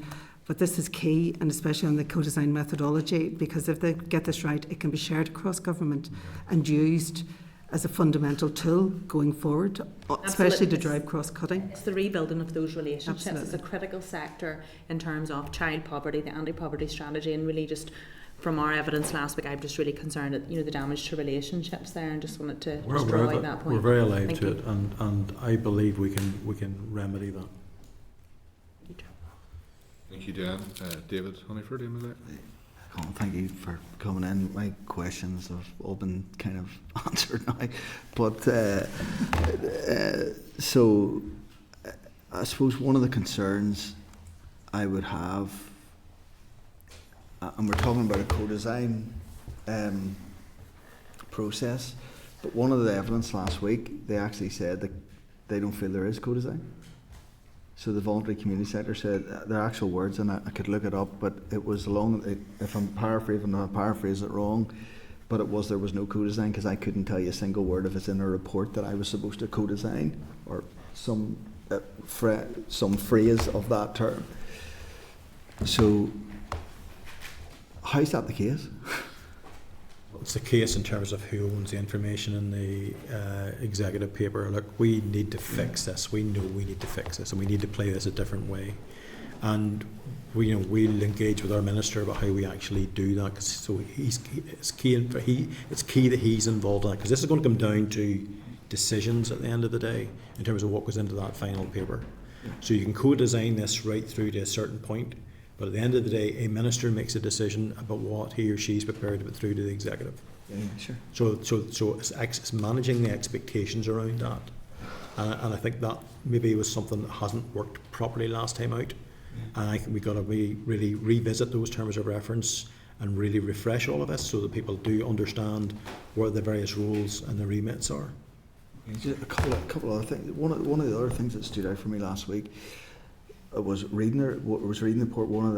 By the time a child in poverty goes to school, they're 25% behind. So they're effectively a year behind, or 25% of their life by the age of 4. So you've created a gap at that age, and how do you ever kind of recover that? Yet we're not listening to the child, and that was one of the other things that came out. We haven't actually involved the child in the strategy. And is there any learning that we can actually hear the voice of the child in this process, if we're taking from now to January to or March or where, and I appreciate you saying that, how we can listen to the child that is in that circumstance? Yeah, well, look, bear in mind this is an anti-poverty strategy we're taking forward, so it's wider, but absolutely I'm very open to making sure that we have lived experience having a direct role in this straight with us. So do you want to come in? I think, moving forward, we'll need to look at ways in which we can do that. But in terms of the process that we used to develop that draft strategy that we prepared for 2022, again, I point back to the composition of the co-design group. It was co-chaired by Traza from Bernardo's. And we did rely through that process on getting the views of children and all sections of society experiencing poverty through that engagement with the co-design group members. However, moving forward, as Colin's alluded to, there will be improvements made to the process that better engages directly. I understand you saying that you want to do that, but what I'm trying to get is that that actually happens, because the same person told us last week that that didn't happen and it was part of the problem. So if that's the problem, we need to look at it. We need it to happen. We need the voice of that child to be heard. And that's really, really important. And you know, thank you for bringing that onto the horizon. I suppose first step will be engaging with the Children's Commissioner and taking his advice on how to engage with children in the safest way for them, to let them tell their story, but also for other vulnerable groups. So we need to go with the Older Persons Commissioner too, and other experts that do this day and daily, so that we can hear that voice. And I think the point was really, really well made earlier, that you know, the child is going to school and falling behind in educational attainment, but maybe hasn't had his breakfast, and you know, it's rough. And I appreciate that. And I sit in the economy committee, and part of this is jobs, and part of this is raising salaries, and part of this is right across all the board. Just the final bit, just taking up the phone from Dan and talking. The groups of Bernardos and the voluntary community sector, these are the guys that are going to actually deliver. Strategy is one thing to have, and I agree with you, we need to have something that's actionable, and we actually, I feel in this place, I'm not just talking about this, we've got lots of strategies and we think that's the end goal, whereas instead of that's the starting line. And the starting line needs to be achievable, but to achieve it, we're going to need those voluntary community groups to deliver a lot of this. But how do you repair? How does that happen? How do we repair the relationships? Because there's obviously, from what we heard last week, there's a massive breakdown in relationship there. How do we repair that the guys feel enthused to be able to deliver the strategy on behalf of all of us here? Well, look, for me, there are some different players involved on our side, and I think there's a different approach. Different minister, all the things are different. So we've got the feedback, we read the feedback, we had the conversation with the audit office. We know that there are things in here we need to fix. We know we're not perfect. We know everything hasn't worked properly. So we will we'll reach out, and we'll seek to reconnect, we'll seek to involve and engage in the way that Emer's described. So all we can do is our very best to achieve that. And I think when people see us reaching out and wanting to genuinely engage, I think over time it'll repair. And I think, you know, even in behind that, we're working very, very closely with the community and voluntary sector through the joint communique to understand the shared objectives. You know, everyone here has the child at its heart. You know, we all want, and we're all frustrated. But working together with that ultimate outcome, we will achieve it. I think we need to be fair to our voluntary and community sector partners too, in terms of the bureaucracy, that engagement with government and the pressure it puts on them too, and make it as easy as possible to do that going forward. I think that's a key issue that we need to look through the co-design. And I think through the people in place review, we're getting quite a lot of innovative ways of doing that and different ways of working. So I think, as well as on a personal and professional basis, the processes need to support that as well. And we also need to seek the permissions from the executive earlier to share the information. Just finally, and I don't doubt you've talked to Colin a couple of times about your DNA. I've dealt with you before when I was around communities, and I have no question of that at all. And I don't mean in any way because I think everybody in the room wants to see progress on this and I'm moving. And I understand the frustrations and I'm moving this forward. But it's just that needs to that relationship building needs to happen sooner rather than later, and it needs to happen in a matter of urgency. That those groups, around the wide range. No, we understand that. They do feel part of this, and they're a key player here, and we need their expertise in the fields. It can't be government and community and voluntary. We need this to be a real partnership to be able to deliver. You know, and it's absolutely key to moving forward. Is always in this going to be a very, very tough challenge about management of expectations as well, in terms of where this ends up. So I know you were saying about when I was at committee and how dashed people felt because of the time we wanted to take, and we want to take that time for a very good reason to get it right, so it is right first time. we just need to make sure that we bring people on side with us quickly. I That's absolutely exactly get what that. I'm But saying. when we Yeah. get to the point of decision making, and if people don't like the look of what the decisions are, because ministers are going to make a decision and the executive's going to make a decision. So that's the risk. We'll run that risk right through here. So I think there needs to be a clear sense of we can go the full 9 yards in this, but people may not get everything that they want. That's the issue.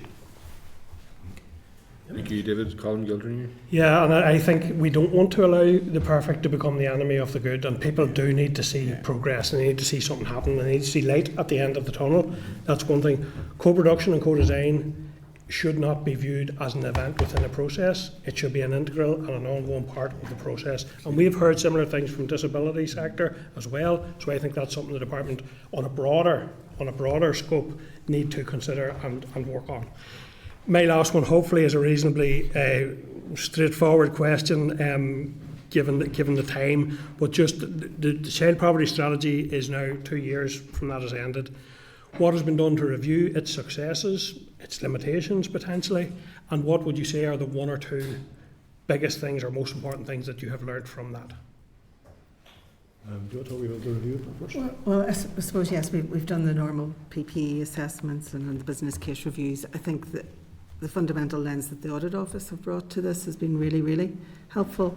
I think the lessons learned around, the right model for cross-cutting work is very, very important, and also having the flexibility and agility in a strategy with the action plans that can move as other issues emerge and allow a more responsive government. Because this, we don't want children born now not having a hopeful future and well-being at the heart of what they do, and happiness. So I think those are the key lessons we've learned. Also, target focus. I think we can't just consolidate what everyone's doing for a child into one place without it being pulled together, in a more focused way. I think the lessons learned from me, Colin, are broad brush won't work here, and that's where the previous one was. I think capacity to deliver from departments in terms of adding stuff on to what they're currently doing isn't good enough. You need to resource it and be honest about resourcing it. You're either going to do it or you're not going to do it, and keep partners on board, not just until you think that bit's done, but right through to the end. So those are the 4 takeaways for me. Thank you, Colin. And thank you. I just have a final question in respect of the links between interventions and outcomes, and they're cited at paragraph 310. You refer to the low participation levels in some of the interventions, citing specifically cycling proficiency as an example. So can you explain how, Colin, this is considered an effective intervention for children in poverty, given that in order to participate they require a bicycle and indeed safety equipment? Therefore there's a barrier to those children in poverty in accessing the scheme. And it's also noted that these tend to be universal schemes rather than targeted towards children in poverty.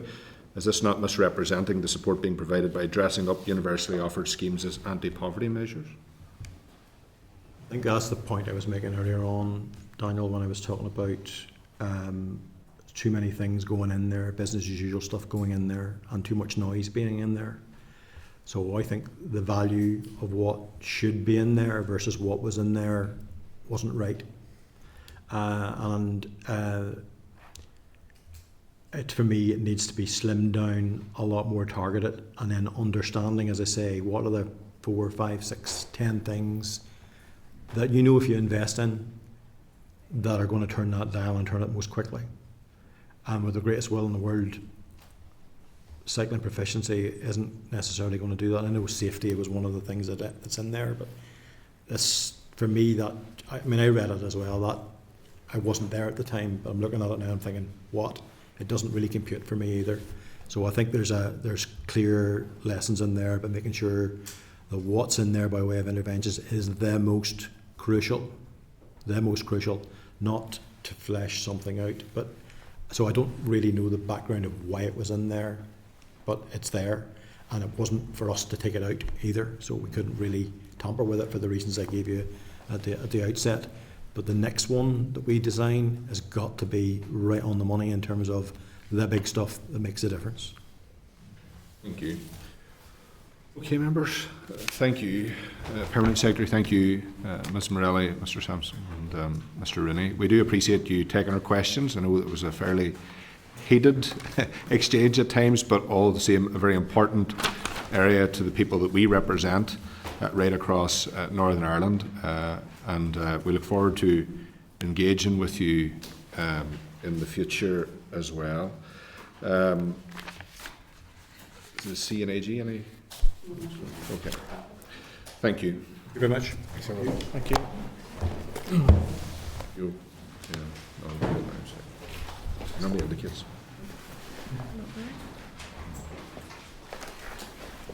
I was reading there. He said okay, you know. This room. I know it's warm. As warm as the last one. No, that's true. Good enough? Okay, no. Thank you very much.